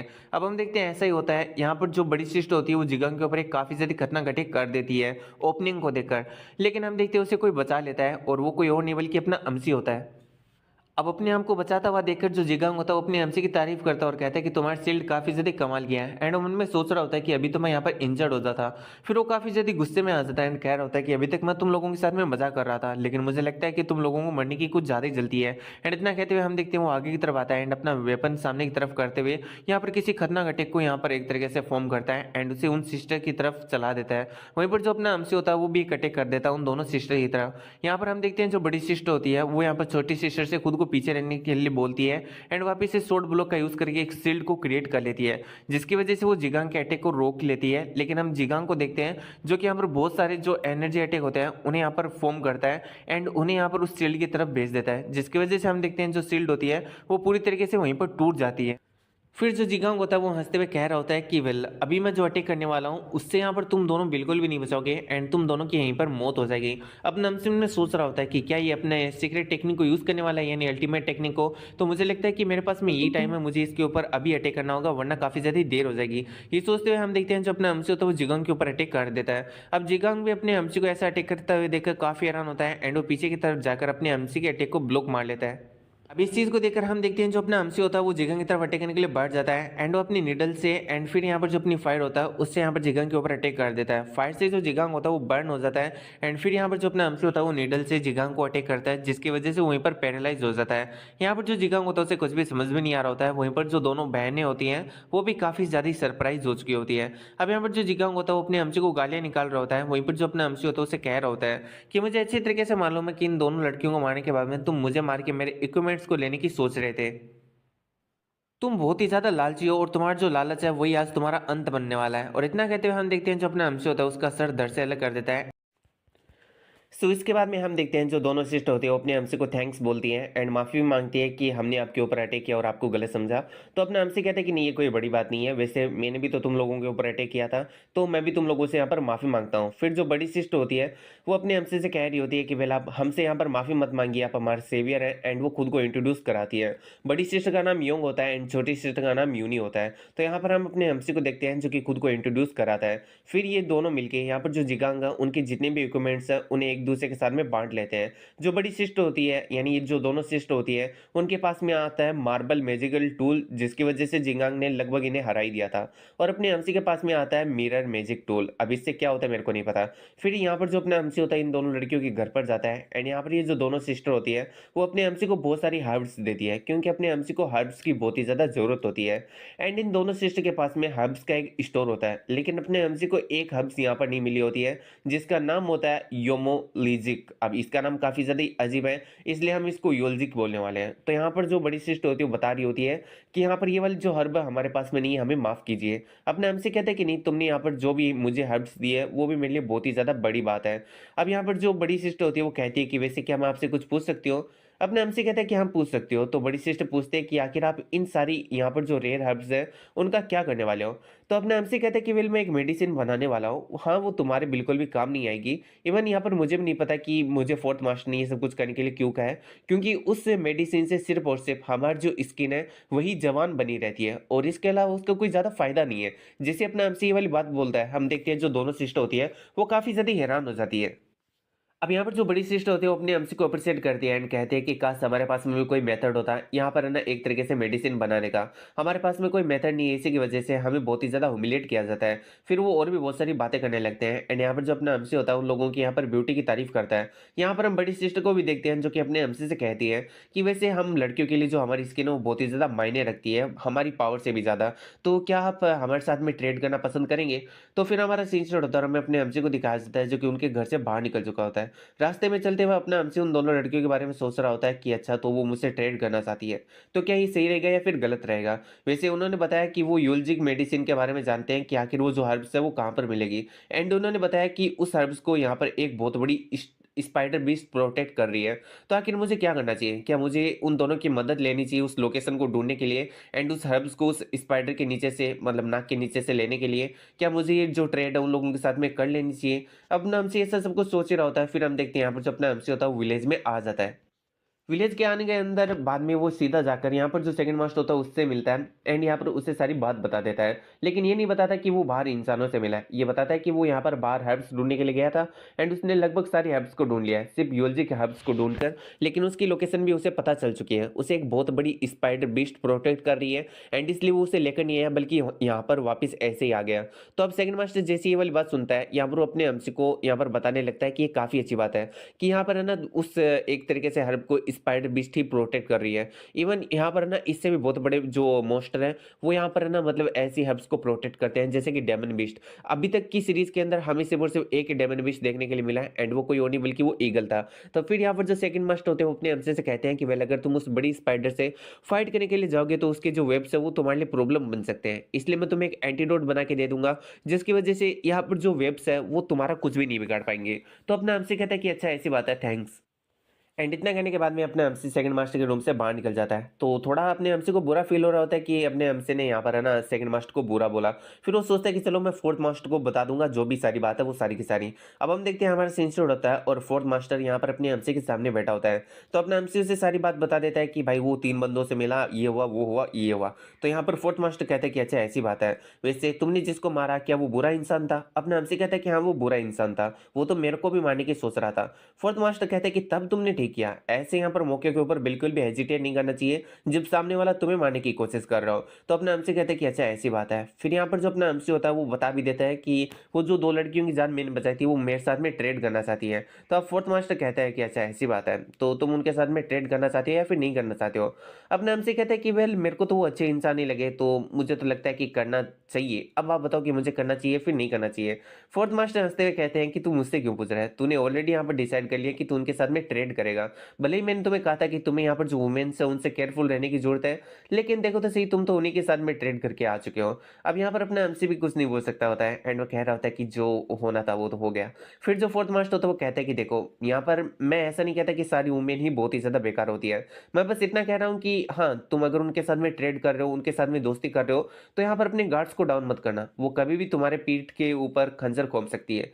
अपने हमसे कहते हैं कि नहीं, वो अच्छे इंसान ही दिख रहे थे। तो फोर्थ मास्टर कहता है कि अच्छे एक टाइम पर सभी लोग होते हैं, लेकिन लालच, कुछ ऐसी चीजें और कुछ और भी यहाँ पर इमोशंस होते हैं, जो कि लोगों को बुरा होने पर मजबूर कर देते हैं। इसलिए मेरी बात को अच्छी तरीके से समझो एंड यहाँ पर अपने गार्ड्स को कभी डाउन मत करना।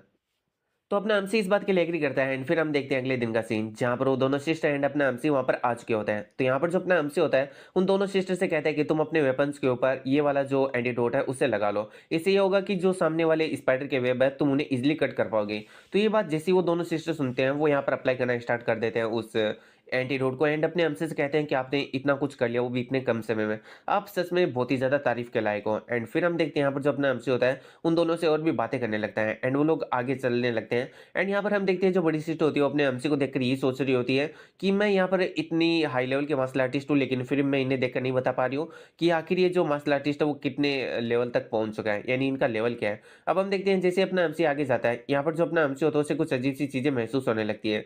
एंड हम देखते हैं वो जैसे आगे देखता है उसे वहाँ पर यूलजिक मेडिसिन दिखाई दे जाती है। एंड इस चीज़ को देखकर अपने हमसे कहते हैं कि देखो वो रही यूलजिक हर्ब्स। फिर वो कहते हैं कि तुमने कहा था कि यहाँ पर एक स्पाइडर बीस्ट है, तो आखिर वो है कहाँ पर?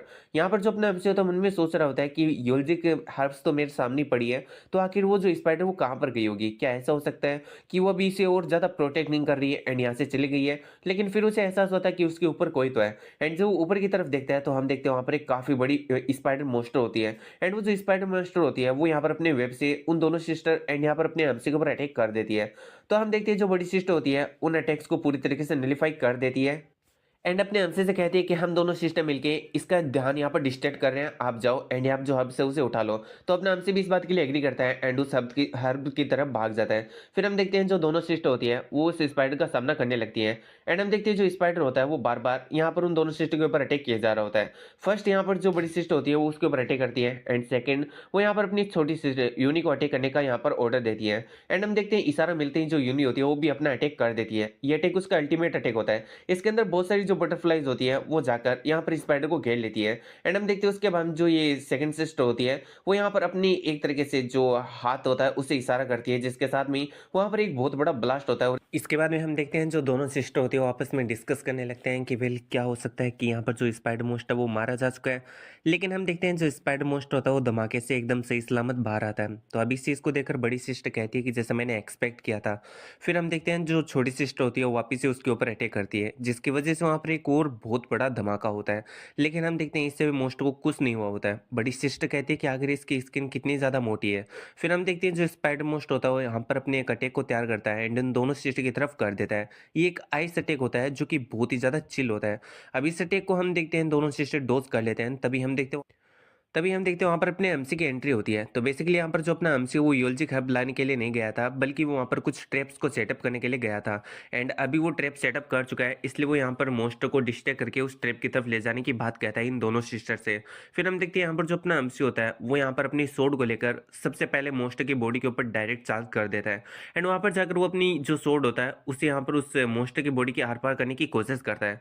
लेकिन यहाँ पर जो मोस्टर होता है उसकी बॉडी काफ़ी थिक होती है, जिसकी वजह से उसकी सोड यहाँ पर उसके आर पार जा ही नहीं पा रही होती है। इस चीज़ से अपना हमसी काफ़ी हैरान होता है। वहीं हम देखते हैं जो मोस्टर होता है वो वापस से अपना चिल अटैक यानी आइस अटैक अपने हमसी के ऊपर करता है।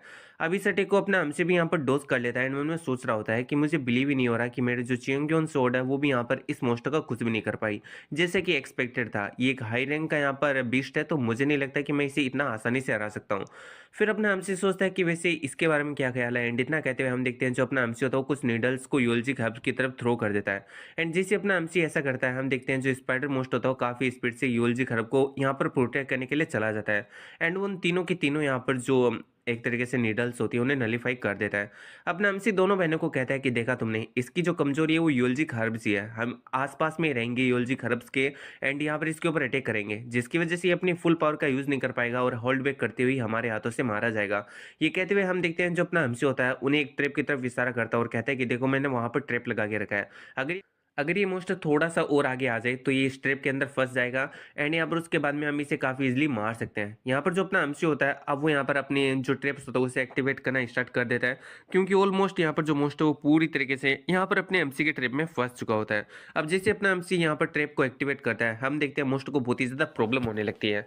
अब यहाँ पर अपने एमसी की ऐसे मेथड्स को देखकर जो बड़ी सिस्टर होती है वो काफ़ी हैरान होती है एंड सोचती है कि इतने कम समय में इतने खतरनाक ट्रैप को यहाँ पर सेटअप करना। यहाँ पर जो लॉर्ड उनसोल है वो सच में बहुत ही ज़्यादा अनएक्सपेक्टेड इंसान है। फिर हम देखते हैं अपने एमसी को जो कि दोनों सिस्टर से कहता है कि अब तुम्हारी बारी है। हम देखते हैं जो दोनों सिस्टर होती है वो यहाँ पर अपनी अल्टीमेट टेक्निक से उस मोस्टर के ऊपर अटैक कर देती है। अब यहाँ पर इसकी वजह से जो मोस्टर होता है उसे पहली बार बहुत ही ज़्यादा चोटें आती है। उसकी पूरी की पूरी जो बॉडी होती है वो यहाँ पर ट्रेम्बल कर रही होती है। वहीं हम देखते हैं जो अपना एमसी होता है वो खुद फाइनली चार्ज करता है। यहाँ पर जो अपना एमसी होता है वो जब मोस्टर की तरफ चार्ज करने के लिए जा रहा होता है तो हम देखते हैं मोस्टर वापिस से अपना आइस अटैक करता है, जिसे ब्लॉक करने के लिए अपना एमसी अपनी शील्ड को आगे कर देता है एंड यहाँ पर उसे ब्लॉक काफ़ी इजिली कर लेता है। फिर हम देखते हैं यहाँ पर जो मोस्ट होता है वो यहाँ पर अपने पॉइजन फैंगस को बाहर की तरफ रिलीज करता है एंड अपने एमसी की तरफ अटैक करने के लिए बढ़ जाता है। हम देखते हैं जो अपना एमसी होता है वो भी यहाँ पर उसकी तरफ डायरेक्ट हिट देने के लिए यहाँ पर बढ़ जाता है। दोनों एक दूसरे के साथ में यहाँ पर एक तरीके से क्लेश करते हैं एंड हम देखते हैं यहाँ पर जो स्पाइडर मोस्ट होती है वो रो पावर के मामले में ज्यादा होती है, इसकी वजह से वो अपने एमसी को पीछे की तरफ पुश कर देती है। अब इस चीज को देखकर दोनों सिस्टर काफी हैरान होते हैं। हम देखते हैं फाइनली जो मोस्ट होता है उसने अपने पॉइजन फंगस को अपने एमसी के बॉडी के ऊपर भी काफी ज्यादा ही यहाँ पर एक तरीके से टच करके रखा होता है, यानी पॉइजन अपने एमसी की बॉडी के अंदर भी चला गया है।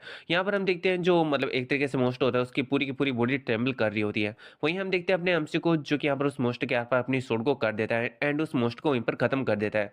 दोनों सिस्टर चिंता करते हुए अपने एमसी के पास में आती है एंड पूछती है कि क्या तुम सही हो।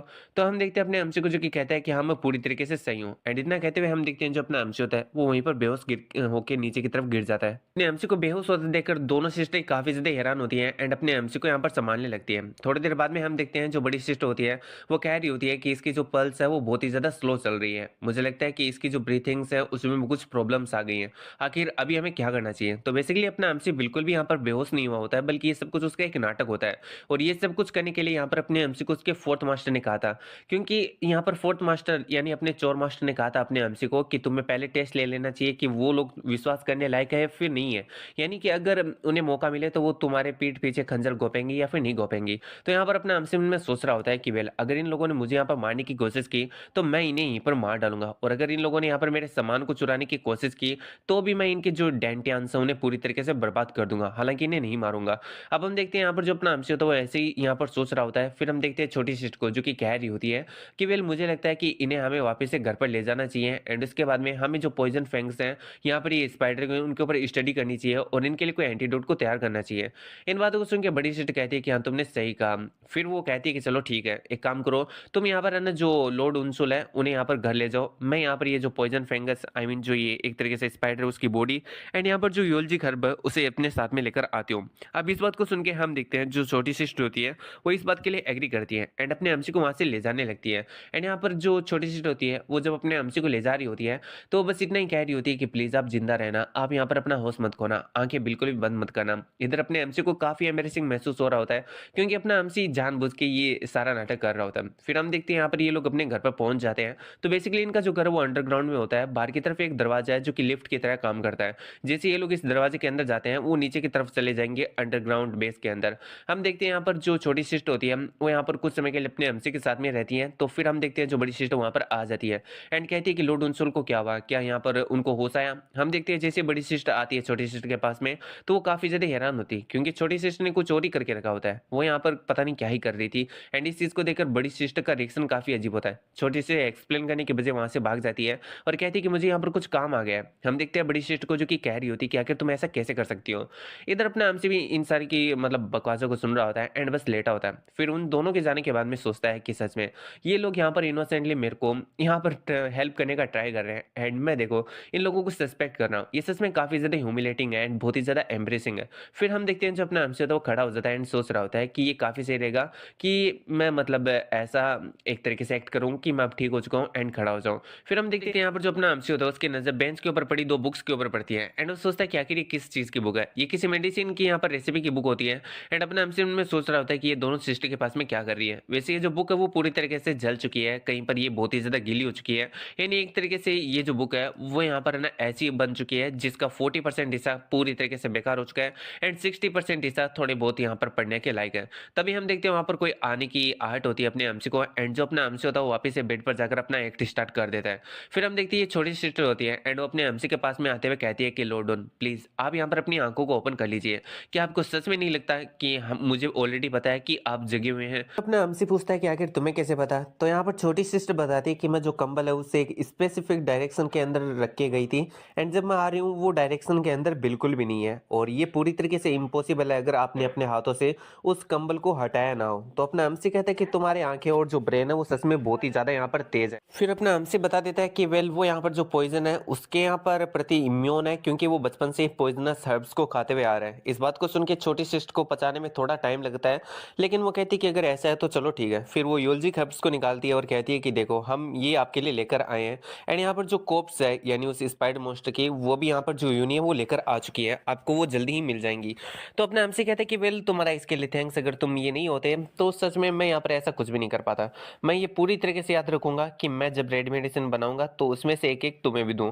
इन बातों को सुन के छोटी सिस्टर कहती है कि हाँ ये तो टाइम आने पर देखा जाएगा। फिर हम देखते हैं यहाँ पर जो यंग होती है वो भी आ चुकी होती है एंड वो चलते हुए खुद से ही पूछ रही होती है कि आखिर मेरी जो छोटी सिस्टर वो कहाँ पर चली गई है। फिर वो सोचती है कि कहीं ऐसा तो नहीं कि वो यहाँ पर लॉर्ड सोल के रूम के अंदर ही है एंड वापिस से उनके साथ में वही फील्डिंग होने की कोशिश कर रही है। तो फिर हम देखते हैं वो ऐसा सोच के जैसे ही यहाँ पर रूम में आती है तो वो काफी हैरान होती है एंड अपने अमसी को खड़ा देखकर कहती है कि लॉर्ड आप वापिस से ठीक हो चुके हो। ये सच में बहुत ही ज्यादा रिलीफ की बात है। तो अपना हमसे कहता है कि हाँ ये तो काफी ज्यादा रिलीफ की बात है, तुम दोनों की वजह से मैं यहाँ पर थैंकफुली ठीक हो चुका हूँ। तुम दोनों का बहुत बहुत ज्यादा थैंक्स। वैसे भी मैं यहाँ पर है ना मतलब तुमसे बात करना चाहता था यहाँ पर जो स्पाइडर मोस्टर कॉप्स है उसको लेकर। तो इन बातों को सुन के हम देखते हैं दोनों सिस्टर एक दूसरे की तरफ देखती है एंड फिर जो बड़ी सिस्टर होती है वो अपने हमसे से कहती है कि वेल वो यहाँ पर जो स्पाइडर मोस्टर की बॉडी है उसे आप रख सकते हो। अपने हमसे कहता है कि लेकिन कैसे। तो बड़ी सिस्टर बताती है कि आप ही थे जिन्होंने यहाँ पर उस मोस्टर को मारा था, आप अगर नहीं होते तो वो मोस्टर को तो हम लोग मार ही नहीं पाते। तो अपना हमसे कहता है कि नहीं ऐसी बात नहीं है, तुम लोगों ने भी यहाँ पर मेरी बहुत ही ज्यादा मदद की है और अगर मैं यहाँ पर मोस्टर की बॉडी को ऐसे ले लेता हूँ तो मुझे लगता है कि ये यहाँ पर कुछ ज़्यादा ही हो जाएगा क्योंकि तुम लोग मेरे को ही हर्ब्स दे रहे हो एंड यहाँ पर उसकी बॉडी दे रहे हो। तो आखिर तुम लोग यहाँ पर क्या रखने वाले हो। तो इन बातों को सुन के बड़ी सिस्टर कहती है कि वेल अगर आप मुझे कुछ देना ही चाहते हो तो क्या आप मुझ पर एक फेवर करेंगे। अपना हमसे कहते हैं कि आखिर कैसा फेवर है। इन बातों को सुन के हम बड़ी सिस्टर को देखते हैं जो कि अपने हमसे से कहती है कि वेल क्या आप हमारे लिए मेडिसिन बनाएंगे। यहाँ पर वो कहती है कि देखो हमारे पास में बहुत सारी यहाँ पर हर्ब्स पड़ी हुई हैं लेकिन हमें मेडिसिन बनाने का तरीका बिल्कुल भी नहीं आता। तो क्या आप हमारे लिए यहाँ पर मेडिसिन बनाओगे, क्या आप यहाँ पर ऐसा कर सकते हो। तो यहाँ पर हम देखते हैं जो अपना हमसे होता है वो पहले तो कुछ नहीं बोलता एंड यहाँ पर हम बड़ी सिस्टर को देखते हैं जो कि यहाँ पर अपने हमसे से कहती है कि वेल हम यहाँ पर ये जो काम वो अरे गहरे किसी को भी नहीं दे सकते हैं। आप बहुत ही ज्यादा यहाँ पर ट्रस्टवर्दी हो इसलिए हम आपको ये काम देना चाहते हैं एंड मैं यहाँ पर आपसे कुछ क्वेश्चंस पूछना चाहती हूँ जो कि यहाँ पर आपको आंसर देना ही होगा। क्या आप मुझे बता सकते हो आप इस साल कौन से ईयर के होने वाले। तो इन बातों को सुन के अपना हमसे कहते हैं कि वेल मैं 23 का हूँ एंड 24 का होने वाला हूँ। अब जैसे ये बात यहाँ पर अपना हमसे बोलता है ये दोनों सिस्टर काफी हैरान होती हैं एंड कहती कि क्या आप अभी तक 23 के हो एंड 23 की एज के अंदर आप एक 4 स्टार च्योन स्पिरिट वॉरियर बन चुके हो जैसे कि हम लोग हैं। अपने हमसे कहते हैं कि वेल क्या बात, तुम लोगों के रिएक्शन को देखकर तो मुझे सच में कुछ अजीब लग रहा है, क्या मेरा यहाँ पर कम एज का होना एक बहुत बड़ी प्रॉब्लम है। बड़ी सिस्टर कहती है कि नहीं ऐसी बात नहीं है, ये बस थोड़ा बिलीव करना काफ़ी ज़्यादा मुश्किल हो रहा है। छोटी सिस्टर पूरी तरीके से मायूस हो चुकी होती है एंड वो कह रही होती है कि मैंने और जो मेरी बड़ी सिस्टर है उन्होंने 100 सालों तक बहुत ही ज़्यादा मेहनत की थी और तब जाकर हम लोग यहाँ पर इस लेवल के ऊपर पहुँच पाए हैं। फिर जो बड़ी सिस्टर होती है वो अपने हमसे से कह रही होती है कि आपने बताया कि आप माँ फॉरेस्ट के अंदर ही पले बड़े हैं, तो यहाँ पर कोई तो होगा ना जिन्होंने आपका लालन पालन किया है। तो क्या आप मुझे बता सकते हो कि आखिर वो कौन है, यानी आपके मास्टर या फिर गार्जियन कौन है। इनका मतलब ये वाली बात को सुनकर जो छोटी सिस्टर होती है वो बड़ी सिस्टर से कह रही होती है कि उन्हीं आपको यहाँ पर ऐसे डिसरेस्पेक्टफुल क्वेश्चंस नहीं पूछना चाहिए। ये जो क्वेश्चंस हैं उसका यहाँ पर मेडिसिन से बनाने को यहाँ पर कुछ भी लेना देना नहीं है। वहीं हम अपने हमसे को देखते हैं जो कि मन में सोच रहा होता है कि वेल मैं यहाँ पर अपने मास्टर्स की जो आइडेंटिटी है उनके बारे में ऐसे ही रिवील नहीं कर सकता हूँ रेकलेसली, इसलिए अपने हमसे कहता है कि जो मेरे मास्टर वो अभी पास हुए हो चुके हैं एंड यहाँ पर उन्होंने एक ऐसी लाइफ जी है जिनका मतलब पास्ट के बारे में मेरे को बिल्कुल भी नहीं पता क्योंकि उन्होंने अपने पास्ट को हमेशा छुपा के रखा है। तो क्या यहाँ पर जो मेरा आंसर है वो तुम्हारे क्वेश्चन के लिए पूरी तरीके से इनफ है या फिर नहीं है। इन बातों को सुन के हम छोटी सिस्टर को देखते हैं जो कि अपने हमसे से कहती है कि वेल लॉर्ड डुनसोल, यहाँ पर मेरी सिस्टर को बिल्कुल भी गलत मत समझना, उनका यहाँ पर कोई भी गलत इरादा नहीं है। वैसे वो ये सारे क्वेश्चन शायद इसलिए पूछ रही है क्योंकि हम अपनी फैमिली की लेगेसी आपको यहाँ पर सौंपना चाहते हैं, यानी हमारी फैमिली के पास में बहुत सारी हर्ब्स है एंड हम उसी हर्ब से यहाँ पर आपसे मेडिसिन बनवाना चाहते हैं, इसलिए यहाँ पर जो मेरी बड़ी सिस्टर है वो इतनी ज़्यादा सतर्क है। फिर हम देखते हैं जो बड़ी सिस्टर होती है वो यहाँ पर छोटी सिस्टर से कहती है कि हाँ तुमने सही कहा। वेल मैंने यहाँ पर कुछ ज़्यादा ही डिसरेस्पेक्टफुल क्वेश्चंस पूछ लिए हैं हमारे लॉर्ड डूनसोल से, और मैं ये भी भूल चुकी थी कि यहाँ पर जो भी माँ फॉरेस्ट के अंदर रहता है वेल उनके यहाँ पर कुछ सरकमटेंसेस या फिर उनकी कुछ ऐसी बातें होती हैं जिनके बारे में वो यहाँ पर किसी दूसरे को नहीं बताना चाहते। फिर बड़ी सिस्टर अपने हमसे से कहती है कि वेल मैं आपको अपनी फैमिली के बारे में बताना चाहती हूँ। वो अपनी फैमिली के बारे में बताती है कि उसकी जो फैमिली है उसके पास में बहुत सारी हर्ब्स थी, यहाँ पर है ना बहुत ही ज़्यादा रेयर रेयर हर्ब्स भी थी। तो यहाँ पर वो बताती है कि वेल जो उनकी फैमिली का यहाँ पर ये बिजनेस था उसके ऊपर एक बार यहाँ पर किसी की बुरी नज़र पड़ गई एंड उसकी फैमिली के इस बिजनेस के ऊपर यहाँ पर बहुत सारे जो माउंटेन बैंडिट्स हैं जिन्हें यहाँ पर माक्सू माउंटेन बैंडिट्स कहा जाता है उन्होंने अटैक कर दिया एंड उन्होंने हमारा जो फैक्शन था उसे पूरी तरीके से बर्बाद कर दिया, जिसकी वजह से यहाँ पर जो मेरे दादा परदादा एंड यहाँ पर जो जो मेरे एंसेस्टर थे उन्हें यहाँ पर भागकर आना पड़ा एंड भागकर उन्होंने यहाँ पर जो भी अपनी एक तरीके से हब्स वगैरह थी उन्हें एक जगह पर छुपा दिया। अब यहाँ पर अपनी फैमिली के अंदर सिर्फ और सिर्फ मैं और मेरी सिस्टर ही बचे हुए हैं और हमारे पास में कुछ ये जली फटी यहाँ पर बुक्स हैं जिनसे हम यहाँ पर कोई भी मेडिसिन नहीं बना सकते हैं उन हर्ब्स के द्वारा। इसलिए हम चाहते हैं कि आप हमारी यहाँ पर मदद कीजिए और हमारे पास में जो हर्ब्स का ये भंडार पड़ा है उससे यहाँ पर बहुत सारी मेडिसिन बनाइए। हम आपको इसका 30% देंगे, यानी अगर आप 100% मेडिसिन से यहाँ पर बहुत सारी हर्ब्स से मेडिसिन बनाते हो तो उसका 30% आप रख सकते हो। तो बताओ आपको ये डील मंजूर है या फिर नहीं है? तो अपना हमसे कहता है कि इसके लिए मुझे सबसे पहले हर्ब्स को देखना होगा कि आखिर उनकी कैसी कंडीशन है। तो हम देखते हैं यहाँ पर अपने हमसे को नीचे और भी ज़्यादा बेस में ले जाया जाता है जहाँ पर अपना हमसे देखता है वहाँ पर बहुत सारी हर्ब्स पड़ी हुई होती है। इधर अपना हमसे कहता है कि वेल जो मेडिसिन हम तुमने यहाँ पर मेरे को थोड़े समय पहले दी थी वो भी बहुत ही ज़्यादा इनफ अमाउंट में थी, लेकिन ये जो मेरी आंखों के सामने है ये तो बहुत ही ज़्यादा ट्रीमेडियस अमाउंट में है। आखिर इतनी ज़्यादा हब्स यहाँ पर किसी के पास में कैसे हो सकती है? ये तो सच में बहुत ही ज़्यादा है। फिर हम देखते हैं यहाँ पर जो अपना हमसे होता है वो यहाँ पर ना वापस अपने विलेज के अंदर आ जाता है। विलेज के अंदर आने के बाद में अपना हमसे यहाँ पर फोर्थ मास्टर को सारी बात बता देता है एंड कहता है कि पहले मैंने उन्हें टेस्ट किया वगैरह वगैरह। एंड यहाँ पर फोर्थ मास्टर कहता है कि अच्छा तो तुमने उन्हें टेस्ट किया, फिर वो पूछता है कि आखिर उस कॉर्प्स का क्या हुआ? तो अपना हमसे कहता है कि हाँ मैं कॉर्प्स भी लेकर आ चुका हूँ एंड हमने उस मोस्ट को बहुत ही ज़्यादा इजीली हरा भी दिया था। अब इजीली हराया था या फिर नहीं हराया ये मेरे को नहीं पता। हम देखते हैं यहाँ पर जो अपना हमसे होता है अब वो यहाँ पर अपने मास्टर के कान में कहता है कि वेल उन दोनों लेडीज़ के पास में बहुत ही ज़्यादा अमाउंट के अंदर सेक्रेट हर्ब्स है एंड मैं चाहता हूँ कि मतलब वो मुझसे चाहते हैं कि मैं यहाँ पर उनके हर्ब्स के द्वारा मेडिसिन बनाऊँ जिसका 30% मैं रख सकता हूँ। तो आखिर आप इसके बारे में क्या सोचते हो? इन बातों को सुन के हम फोर्थ मास्टर को देखते हैं जो कि अपने हमसे से कहता है कि तुम्हें जो मन कर रहा है वो करो, क्योंकि अब यहाँ पर ये तुम्हारी मर्जी है तुम उनके साथ में क्या करना चाहते हो या फिर नहीं करना चाहते हो। मैंने तुम्हें वार्न किया था कि वेल वो यहाँ पर तुम्हारे गाउट डाउन का फायदा उठाकर तुम्हारे ऊपर अटैक कर सकते हैं जबकि तुमने ऑलरेडी इस चीज़ को टेस्ट कर लिया है। अब तुम जो चाहो वो यहाँ पर कर सकते हो। तो अपना हमसे इसके लिए थैंक्स बोलता है। फिर हम देखते हैं जो अपना हमसे होता है वो सेकंड मास्टर के पास में जाता है एंड उन्हें बता देता है, यानी सारी मास्टर के पास में जाता है और उन्हें बता देता है कि वेल अब वो इटर्नल रेड मेडिसिन बनाने के लिए जाने वाला है क्योंकि उसके पास में यूल्जिक हर्ब्स आ चुकी है। एंड हम देखते हैं वो यहाँ पर अपने जेडो को भी कह रहा होता है कि मुझे तुम्हारी भी मदद चाहिए होगी इसलिए प्लीज यहाँ पर मेरी अच्छी तरीके से मदद करना। एंड हम देखते हैं फोर्थ मास्टर को यानी थर्ड मास्टर को जो कि अपने एमसी को बहुत सारी एडवाइस देता है। एंड यहाँ पर हम देखते हैं कि जितने भी जो मास्टर होते हैं वो यहाँ पर अपने एमसी को एडवाइस दे रहे होते हैं एंड अपना एमसी उन सारों की एडवाइस को यहाँ पर बहुत ही ज्यादा अच्छे तरीके से मान रहा होता है एंड यहाँ पर उन्हें नोट कर रहा होता है। वही हम पास में फिफ्थ मास्टर को भी नोटिस करते हैं जो कि चुपचाप वहीं पर खड़ा होता है, वो कुछ भी नहीं बोल रहा होता है। फिर हमारा सीन शुरू होता है और हमें दिखाया जाता है 1 साल बाद का सीन जहाँ पर हम देखते हैं उन दोनों सिस्टर के घर के बारे में जो लिफ्ट लगी होती है उसके ऊपर बहुत सारे यहाँ पर एक्सप्लोजन हो रहे होते हैं। ये एक्सप्लोजन दो इंसान कर रहे होते हैं और ये जगह के ही चमचे होते हैं। अब इन दोनों का मतलब बस इतना ही होता है कि यहाँ पर ये है ना इन दोनों सिस्टर को अपना स्लेव बनाना चाहते हैं या फिर उनसे शादी करके यहाँ पर जो भी वो वगैरह सारी चीज़ें यहाँ पर करना चाहते हैं। लेकिन इसके लिए सबसे पहले इन्हें इस लिफ्ट को उड़ाना होगा एंड उसके बाद में ये लोग यहाँ पर नीचे बेस के अंदर जा सकते हैं।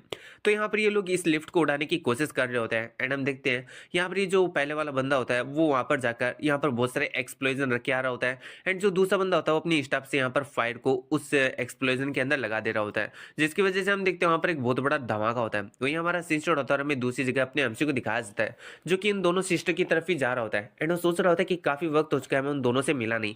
वैसे मैंने इटर्नल रेड मेडिसिन को बना लिया है और मैंने यहाँ पर रिक्वेस्ट किया था मेरे मास्टर से कि वो लोग भी इस मेडिसिन को ले ले, इससे उनका ज्यादा नहीं तो थोड़ा तो जो एनर्जी है वो वापिस से आ ही जाएगा। लेकिन उन्होंने यहाँ पर मना कर दिया। क्या वो लोग सच में यहाँ पर मरना चाहते हैं? लेकिन मैं नहीं चाहता कि वो लोग ऐसे मरे।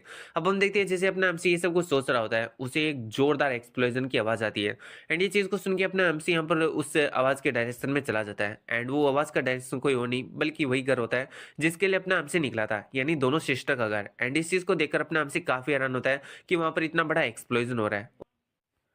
सो इसके बाद में हम देखते हैं वहाँ पर ये जो दोनों लोग होते हैं वो आपस में बात करने लगते हैं कि ये जो स्टील का डोर है वो सच में बहुत ही ज़्यादा यहाँ पर मजबूत है। तो यहाँ पर जो दूसरा बंदा होता है वो कह रहा होता है कि हाँ आपने सही कहा, मुझे लगता है कि हमें और भी बहुत सारे जो ब्लास्ट है उनको यूज़ करना होगा यहाँ पर ये जो गेट उसे तोड़ने के लिए। फिर हम देखते हैं यहाँ पर जो दूसरा ब्रदर होता है वो मतलब पहला ब्रदर दूसरे से कहता है कि हाँ तुम्हें ऐसा ही करना चाहिए। और हम देखते हैं यहाँ पर जो दूसरा ब्रदर होता है वो वापस से ब्लास्ट करने के लिए जा ही रहा होता है। तभी हम देखते हैं लिफ्ट से वो दोनों सिस्टर ऊपर की तरफ आ जाते हैं एंड यहाँ पर जो योंग होती है वो चिल्लाकर कह रही होती है कि मैंने तुम्हें जिगांग के बारे में ऑलरेडी बता चुका है कि वो यहाँ पर ना अपनी गलतियों की वजह से मारा गया था, तो आखिर तुम हमें वापस से परेशान करने के लिए क्यों आ गए हो?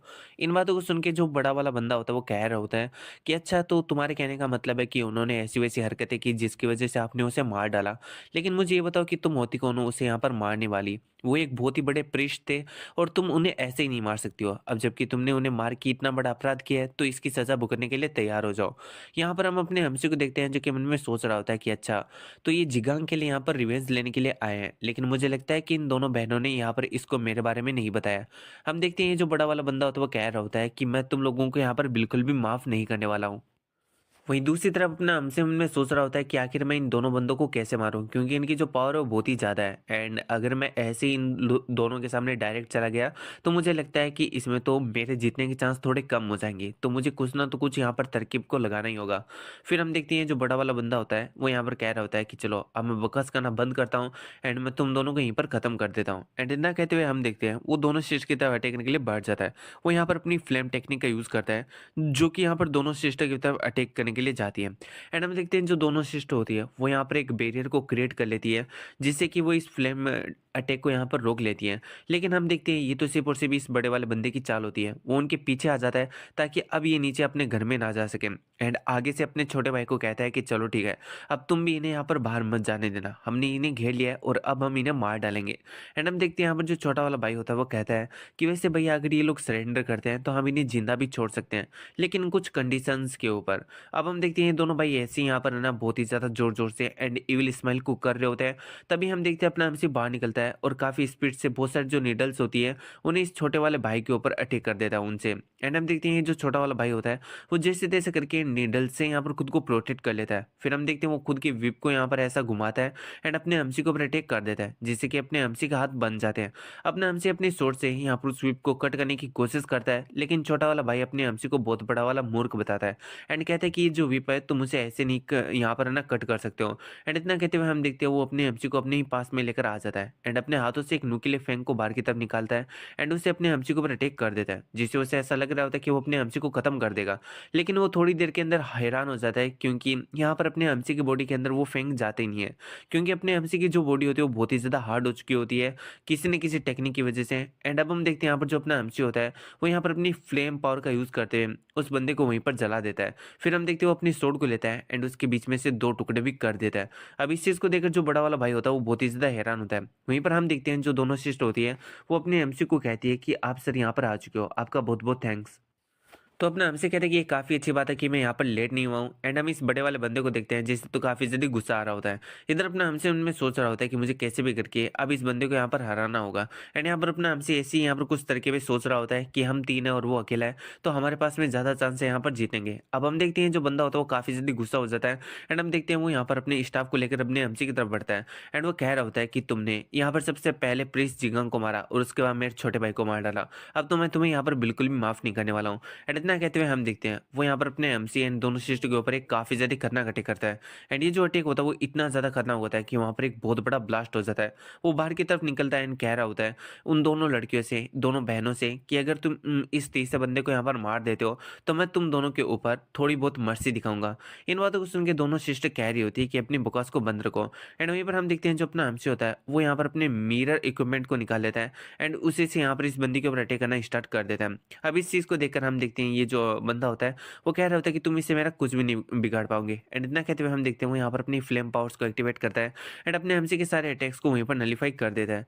इन चीज़ों को देखकर अपना हमसे इनमें सोच रहा होता है कि वेल इस बंदे के ऊपर मेरे अटैक्स तब तक काम नहीं करेंगे जब तक कि इसने अपने आसपास में ये फ्लेम बैरियर को क्रिएट करके रखा है।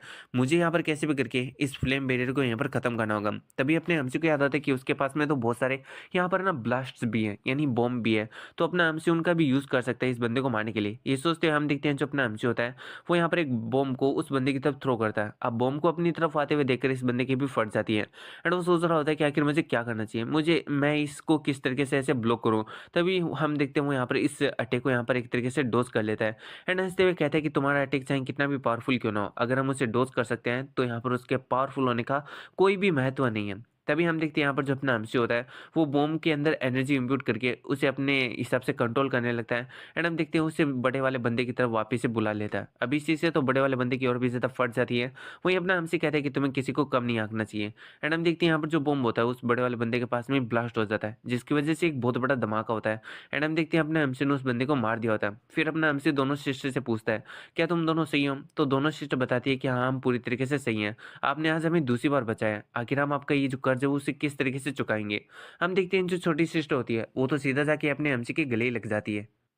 एंड अपने एमसी से कह रही होती है कि वेल मुझे नहीं पता था कि वो लोग हमारे ऊपर इस तरीके से अटैक कर देंगे। आज तो आपने आकर हमारे यहाँ पर जान ही बचा ली। अपना एमसी कह रहा था कि ऐसा ऐसी बात है। तब तो ये काफ़ी अच्छी बात है कि मैं जल्दी आ गया। फिर हम देखते हैं यहाँ पर जो अपना एमसी होता है वो और भी बहुत सारी बातें करने लगता है। एंड कह रहा होता है कि मैं तुम लोगों को यहाँ पर प्रोटेक्ट करूँगा। तुम्हें यहाँ पर ज़्यादा टेंशन लेने की ज़रूरत नहीं है। क्योंकि मैंने तुम्हें वादा किया था कि मैं तुम्हें यहाँ पर इटर्नल रेड पिल देने वाला हूँ। तो जब तक कि मैं तुम्हें वो नहीं दे देता हूँ, आखिर मैं तुम्हें कैसे मरने दे सकता हूँ। अब जैसी ये बात ये दोनों सिस्टर सुनती है वो काफ़ी हैरान होती है और कहती है कि क्या आप सच में हमें इटर्नल रेड पिन देने वाले हो? इस बात को सुन के अपना एमसी कहता है कि ऑफ कोर्स। फिर हमें दिखाया जाता है उनके बेस का सीन, जहाँ पर अपना एमसी दोनों के लिए रेड इटर्नल पिल को लेकर आया होता है। एंड हम देखते हैं इस चीज़ को देखकर दोनों सिस्टर काफ़ी हैरान होती हैं एंड कहती है कि हमने कभी ज़िंदगी में नहीं सोचा था कि हमें कभी रेड इटर्नल पिल देखने को मिलेगी और यहाँ पर हम इसे यूज़ भी कर सकेंगे। फिर अपना एमसी कह रहा होता है कि वेल तुम लोगों ने भी मेरी बहुत ही ज़्यादा यहाँ पर हेल्प की है। अगर तुम लोग नहीं होते तो मुझे नहीं लगता कि मैं इन पिल्स को कभी भी बना पाता। इन बातों को सुन के हम देखते हैं दोनों सिस्टर अपने एमसी को थैंक्स बोलते हैं और अपना एमसी उनको थैंक्स बोलता है। एंड यहाँ पर जो अपना एमसी होता है एंड वो जो लोग होते हैं उनके बीच में और भी बहुत सारी बातें होती हैं। फिर यहाँ पर जो अपना एमसी होता है वो कह रहा होता है कि जैसे कि मैंने तुम्हें कहा, अगर मुझे तुम्हारी लेगेसी यानी तुम्हारी हेल्प से यहाँ पर पिल्स बनानी है, मेडिसिन बनानी है, तो मुझे यहाँ पर उनका एक इंपॉर्टेंट पार्ट चाहिए होगा। तो क्या तुम वो चीज़ मुझे देने के लिए तैयार हो? तो इन बातों को सुन के हम देखते हैं दोनों सिस्टर को जो कि इस बात के लिए रेडी हो जाते हैं। फिर हमारा सीन शूट होता है और हमें 5 साल बाद का सीन दिखाया जाता है, जहाँ पर हम देखते हैं सेकंड मास्टर की हालत काफ़ी खराब होती है। एंड वो अपने आखिरी पल में होता है और अपने एमसी को बोल रहा होता है कि वेल मुझे तुम्हारे ऊपर काफ़ी ज़्यादा प्राउड है। वैसे तो मेरे पास में यहाँ पर तुम्हें सिखाने के लिए ज़्यादा टाइम नहीं था, लेकिन फिर भी तुमने मेरी जितनी भी मार्शल आर्ट्स हैं एंड जितनी भी टेक्निक्स हैं उन्हें काफ़ी अच्छी तरीके से यहाँ पर लर्न करके रखा है। यहाँ पर हम देखते हैं जो अपना एमसी होता है उनकी सारी बातों को सुन रहा होता है। एंड हम देखते हैं यहाँ पर सेकंड मास्टर कह रहे होते हैं कि मुझे नहीं पता कि मैंने अपना जीवन किस चीज़ के लिए जिया, क्योंकि मैं आज भी जब यहाँ पर पीछे मुड़ के देखता हूँ तो मैंने सिर्फ और सिर्फ लोगों को मारा है, बिस्ट को टैम किया है एंड यहाँ पर अजीब-अजीब से स्पेल्स को सीखा है। मेरी ज़िंदगी में ऐसा कुछ भी नहीं था जो कि यहाँ पर मीनिंगफुल था। लेकिन तुम्हें सिखाना मुझे लगता है कि कुछ मीनिंगफुल रहा। तुम ही वो इंसान हो जिसने मेरी ज़िंदगी के जो लास्ट पीरियड्स हैं या फिर मोमेंट्स हैं, उन्हें एक मीनिंग दिया है। तो तुम्हारा थैंक्स। एंड फिर हम देखते हैं जो सेकंड मास्टर होते हैं वो यहाँ पर ये कहते हुए अपनी आंखों को बंद कर लेते हैं कि वेल मैं ये होप करता हूँ कि तुम यहाँ पर एक इटर्नल लाइफ को यहाँ पर एंजॉय करो एंड मैं चाहता हूँ कि तुम शैडो ऑर्चर्ड का भी ध्यान रखो और हाँ, सोने से पहले यहाँ पर जो टॉर्च है उसे ज़रूर से यहाँ पर ऑन कर देना। यहाँ पर हम देखते हैं जो अपना एमसी होता है वो कहता है कि ठीक है मैं समझ गया। एंड हम देखते हैं इस तरीके से जो सेकंड मास्टर होते हैं वो यहीं पर चले जाते हैं। एंड हम देखते हैं जो अपना एमसी होता है उनका भी एक तरीके से श्रद्धांजलि वगैरह वो सब कुछ कर देता है। एंड हम देखते हैं ये सारी चीज़ों के साथ में यहाँ पर जो फोर्थ मास्टर होता है वो अपने एमसी के पास में खड़ा होता है एंड वो अपने हमसे से कह रहा होता है कि ये सेकंड मास्टर है, इसके अंदर कुछ भी ऐसा नहीं था जिसे कि तुम फन कह सको। मरते वक्त भी इसने यहाँ पर कोई ज़्यादा फन नहीं किया। ये अपनी ज़िंदगी ऐसे शांत तरीके से जीता था जैसे मानो कि ये हमारे आसपास में हो ही ना। और देखो आज ये चला भी इसी तरीके से गया। लेकिन मैं तुम्हें ये एक तरीके से आश्वासन दिलाता हूँ कि जब मैं इस दुनिया से जाऊँगा ना तो तुम्हें थोड़ा बहुत तो यहाँ पर सैड फील करा के ही जाऊँगा एंड यहाँ पर है ना बहुत ही ज़्यादा फन क्रिएट करके जाऊँगा। इन बातों को सुन के अपना हमसे कह रहा होता है कि मास्टर ऐसी बातें मत कीजिए। तो हम देखते हैं फोर्थ मास्टर को जो कि अपने हमसे से कह रहा होता है कि वेल अब जबकि तुम यहाँ पर सभी मास्टर्स की हिस्ट्री को जानते हो तो मैं चाहता हूँ कि तुम मेरी भी हिस्ट्री को सुनो। वैसे तुमने यहाँ पर जो एल्केमिस्ट हैं उनके बारे में तो यहाँ पर सुन के रखा होगा। मैं एल्केमिस्ट के बीच में काफ़ी ज़्यादा फेमस था। देखो मेरा जो जन्म है वो यहाँ पर बिना किसी नेचुरल टैलेंट के हुआ था। लेकिन जब मुझे यहाँ पर एल्केमिस्ट और यहाँ पर जो एलेक्जर्स हैं उनके एग्जिस्टेंस के बारे में पता चला कि इससे मैं यहाँ पर टैलेंट्स को एक्वायर कर सकता हूँ, तो मैंने इन्हें चुराया, इन्हें खाया एंड इससे मैं यहाँ पर है ना एक काफ़ी अच्छा एल्केमिस्ट भी बन गया था। एंड पता नहीं क्यों लेकिन सभी लोग मेरे को बाद में गोब्लिन बैंडिट का यहाँ पर निक नेम दे दिए थे एंड मैं यहाँ पर धीरे धीरे और भी ज़्यादा पावरफुल होने लग गया था। अगर यहाँ पर जो मेरा डांटियान है वो ठीक होता ना तो तुम्हारा जो इटर्नल रेड पिल है मैं उससे भी चुरा लेता। अपना हमसे कहता है कि आपने मेरे ऊपर इतने उपकार किए हैं, मैं तो आपको ऐसे ही दे देता और मैंने आपको देने की भी कोशिश की लेकिन आपने लिया ही नहीं। अगर आप चाहते हो तो मैं तुम आपको यहाँ पर और भी ज़्यादा बना के दे सकता हूँ। तो इन सारी बातों को सुन के हम फोर्थ मास्टर को देखते हैं जो कि कह रहा होता है कि तुम सही से भूल चुके हो। अगर मेरे पास में मेरे डांटियन होते तो मैं तुम्हें कभी भी कुछ भी नहीं सिखाता। मैं क्या यहाँ पर जितने भी जो मास्टर हैं वो तुम्हें यहाँ पर कुछ भी नहीं सिखाते। क्या तुम इस बात से यहाँ पर बिल्कुल भी अवगत नहीं हो? इन बातों को सुन के अपने एमसी को भी समझ में आ जाता है कि उसके जो मास्टर्स हैं वो सिर्फ और सिर्फ इसलिए यहाँ पर उसको सिखाए हैं क्योंकि उनके पास में डांटियंस नहीं है। उनके पास में वो चीज़ नहीं है जिससे कि वो खुद को बेहतर बना सके या फिर अपनी लाइफ को और भी ज़्यादा बढ़ा सके। इसलिए उन्होंने अपनी पूरी लाइफ का जितना भी नॉलेज गेन किया है उन्होंने मेरे अंदर एक तरीके से उकेड़ दिया। फिर हम देखते हैं फोर्थ मास्टर को जो कि अपने एमसी को और भी बहुत सारी बातें बताने लगता है। कि तुम्हें क्या करना चाहिए और क्या नहीं करना चाहिए। एंड हम देखते हैं ये सारी बातों को सुन के अपने हमसे का तो दिमाग ही घूम रहा होता है। फिर हम फोर्थ मास्टर को देखते हैं जो कि कह रहा होता है कि रास्कल, आखिर तुम यहाँ पर इस तरीके से क्यों एक्ट कर रहे हो, जबकि मैं तुम्हें यहाँ पर इतना ज़्यादा सीरियसली समझा रहा हूँ। तो हम अपने हमसे को देखते हैं जो कि कह रहा होता है कि मास्टर मुझे काफ़ी ज़्यादा दर्द हो रहा है। एंड हम देखते हैं हम जो फोर्थ मास्टर होता है वो हंसते हुए कह रहा होता है कि सच में तुम जब हमारे साथ में रहते हो तो हमें लगता है कि सच में हमारी जो ज़िंदगी है वो काफ़ी ज़्यादा हैप्पी है। मैं बहुत ही ज़्यादा यहाँ पर रिलीफ महसूस कर रहा हूँ तुम्हारी वजह से। तुमने सच में, जैसा कि सेकंड मास्टर ने कहा था, हमारी जो ज़िंदगी है उसे एक मीनिंग दी है। तुम्हारा थैंक्स। फिर हम देखते हैं यहाँ पर उनके पास में फिफ्थ मास्टर भी खड़ा होता है। हालाँकि ये अपने एमसी का अभी तक मास्टर बना नहीं है, लेकिन मैंने इसे यहाँ पर फिफ्थ मास्टर नाम दे दिया है। अब यहाँ पर जो फोर्थ मास्टर होता है वो फिफ्थ मास्टर से कहता है कि वेल, क्या तुम यहाँ पर पूरी ज़िंदगी भर ऐसे खंभे बन के खड़े रहोगे? मैं यहाँ पर बहुत सोचता हूँ तुम्हारे आइडेंटिटी के बारे में, लेकिन मुझे आज तक यहाँ पर कोई भी आइडिया नहीं लगा है। तो क्या तुम यहाँ पर बता सकते हो कि आखिर तुम्हारी रियल आइडेंटिटी क्या है? इन बातों को सुन के हम देखते हैं यहाँ पर जो फिफ्थ मास्टर होता है वो कह रहा होता है कि यहाँ पर मेरी यूज़लेस आइडेंटिटी को जान के तुम क्या करोगे? तो यहाँ पर फोर्थ मास्टर कहता है कि अभी मेरी यहाँ पर एक तरीके से डेथ काफ़ी ज़्यादा करीब है, तो मैं कुछ दिनों के बाद मैं ऐसे ही टपक जाऊँगा। तो क्या तुम मरते हुए इंसान की एक इच्छा भी पूरी नहीं कर सकते हो? वैसे मैंने तुम्हारी बहुत बार यहाँ पर मदद की है। तो इन बातों को सुन के हम देखते हैं फिफ्थ मास्टर को जो कि कह रहा होता है कि अगर तुम्हारी ये एक डाइंग विश है तो मैं इसे ज़रूर पूरा करूँगा। मेरा नाम यहाँ पर पुंग सियोंग है। अब जैसे यहाँ पर ये नाम अपना लेता है, हम देखते हैं जो फोर्थ मास्टर तो काफ़ी हैरान होता है एंड कह रहा होता है कि क्या तुम मोनाज़ो the evil sword the marshal gatekeeper हो? सच में क्या तुम यहाँ पर पुंग सियोन हो? यहाँ पर इन बातों को सुन के हम देखते हैं फोर्थ मास्टर को जो कि कहता है कि हाँ, मैं वही हूँ। तो अब हम फोर्थ मास्टर को देखते हैं जो कि कह रहा होता है कि मैंने एक्सपेक्ट नहीं किया था कि आपके जितने जो यहाँ पर सीनियर है वो यहाँ पर खड़े हुए हैं। अगर मुझे पता था कि अगर ये आप हो तो मैं आपको सच में यहाँ पर कभी भी डिसरिस्पेक्टफुली कुछ भी बोलने की यहाँ पर हिम्मत नहीं करता। एंड हम देखते हैं वो और भी बहुत सारी बातें करता है और यही बातें कहता है कि वेल, आप क्यों नहीं आप अपनी जो यहाँ पर मार्शल आर्ट टेक्निक्स है वो मुझे सिखा दो। यानी मुझे नहीं बल्कि डायरेक्टली जो शिवन है उसको सिखा दो। तो इन बातों को सुन के हम देखते हैं यहाँ पर जो फिफ्थ मास्टर होता है वो कह रहा होता है कि अब इसका कोई भी फायदा नहीं है। इन बातों को सुन के हम देखते हैं फोर्थ मास्टर को जो कि कहता है कि वेल, आप शायद से यहाँ पर जो सुनो से जानते नहीं हो। वो यहाँ पर मतलब बताई गई सारी चीज़ों को पूरा करता है। अगर आप चाहो तो ये आपका रिवेंज भी ले सकता है आप आपकी टीचिंग्स के बदले में। तो तुम्हारा इसके बारे में क्या ख्याल है? तो जैसे ये वाली बात फिफ्थ मास्टर सुनता है, वो कहता है कि मुझे इस चीज़ की यहाँ पर कोई भी ज़रूरत नहीं है। एंड हम देखते हैं इतना कहते हुए वो वहाँ से चला जाता है। वहीं फोर्थ मास्टर कह रहा होता है कि अरे सुनिए तो सही। लेकिन हम देखते हैं फिफ्थ मास्टर कुछ भी नहीं सुनता। फोर्थ मास्टर वापस से उसे कहता है कि मुझे सच बताओ, क्या तुम्हें यहाँ पर रिवेंज नहीं लेना? तो हम देखते हैं यहाँ पर जो फिफ्थ मास्टर होता है वो रुक जाता है। फोर्थ मास्टर उसे अब और भी ज़्यादा लगाते हुए कह रहा होता है कि वेल, यहाँ पर जैसे कि मैंने तुम्हें बताया, जो सुवन है वो तुम्हारा रिवेंज लेगा।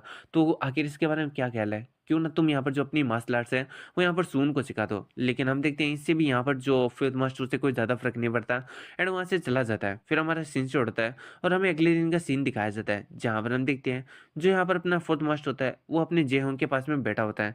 एंड हम देखते हैं यहाँ पर वो अपने एमसी को और भी बहुत सारी बातें बता रहा होता है एंड कह रहा होता है कि वेल, अभी मेरे जाने का समय आ चुका है। तो हाँ, यहाँ पर 2 साल बीत चुके हैं जहाँ पर मैंने बोला था कि अगले दिन का सीन नहीं, ये अगले दिन का सीन नहीं है बल्कि ये 2 साल बाद का सीन है, जहाँ पर जो फोर्थ मास्टर होता है वो यहाँ पर अपने हमसे से कह रहा होता है कि वेल, मुझे लगता है कि मुझे यहाँ से जाने का समय आ चुका है।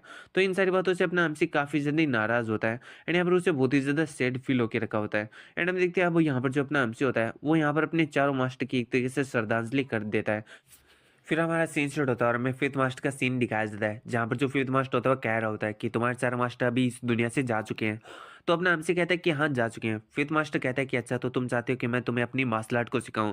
अपना हमसे कहता है कि हाँ। फिफ्थ मास्टर कहता है कि आज से 21 साल पहले मैंने तुम्हें एक मंत्रा सिखाया था, क्या तुम्हें याद है?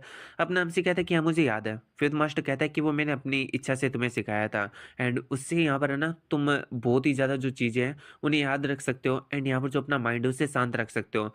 अपना हमसे कहता है कि हाँ, उस चीज़ का उपकार मैं आपका पूरी ज़िंदगी भर नहीं चुका सकूँगा। अब जो भी कहोगे मैं उसे मानने के लिए तैयार हूँ। तो इन बातों को सुन के फिर मास्टर कहता है कि नहीं, वो मैंने अपनी इच्छा से सिखाया था तो मुझे बदले में कुछ भी नहीं चाहिए।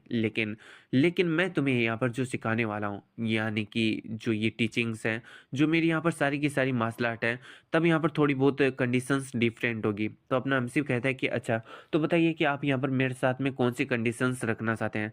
तो इन बातों को सुन के हम देखते हैं फिर मास्टर को जो कि कहता है कि तुम्हें मेरी 2 कंडीशन पूरी करनी होगी। तुम्हें यहाँ पर मेरे मेरे बिहाफ के ऊपर रिवेंज लेना होगा मेरे दुश्मनों से। वो कहते हैं कि वेल, मुझे यहाँ पर किन्हीं अननोन लोगों के द्वारा अटैक किया गया था एंड मेरा जो डांडिया है उसे डिस्ट्रॉय कर दिया गया था। फिर मेरे हाथों को भी खत्म कर दिया गया था एंड मुझे यहाँ पर इस माँ फॉरेस्ट के बीच में छोड़ दिया गया था। तो मैं चाहता हूँ कि तुम उन लोगों को ढूंढो और मेरे बिहाफ के ऊपर यहाँ पर उनसे रिवेंज लो।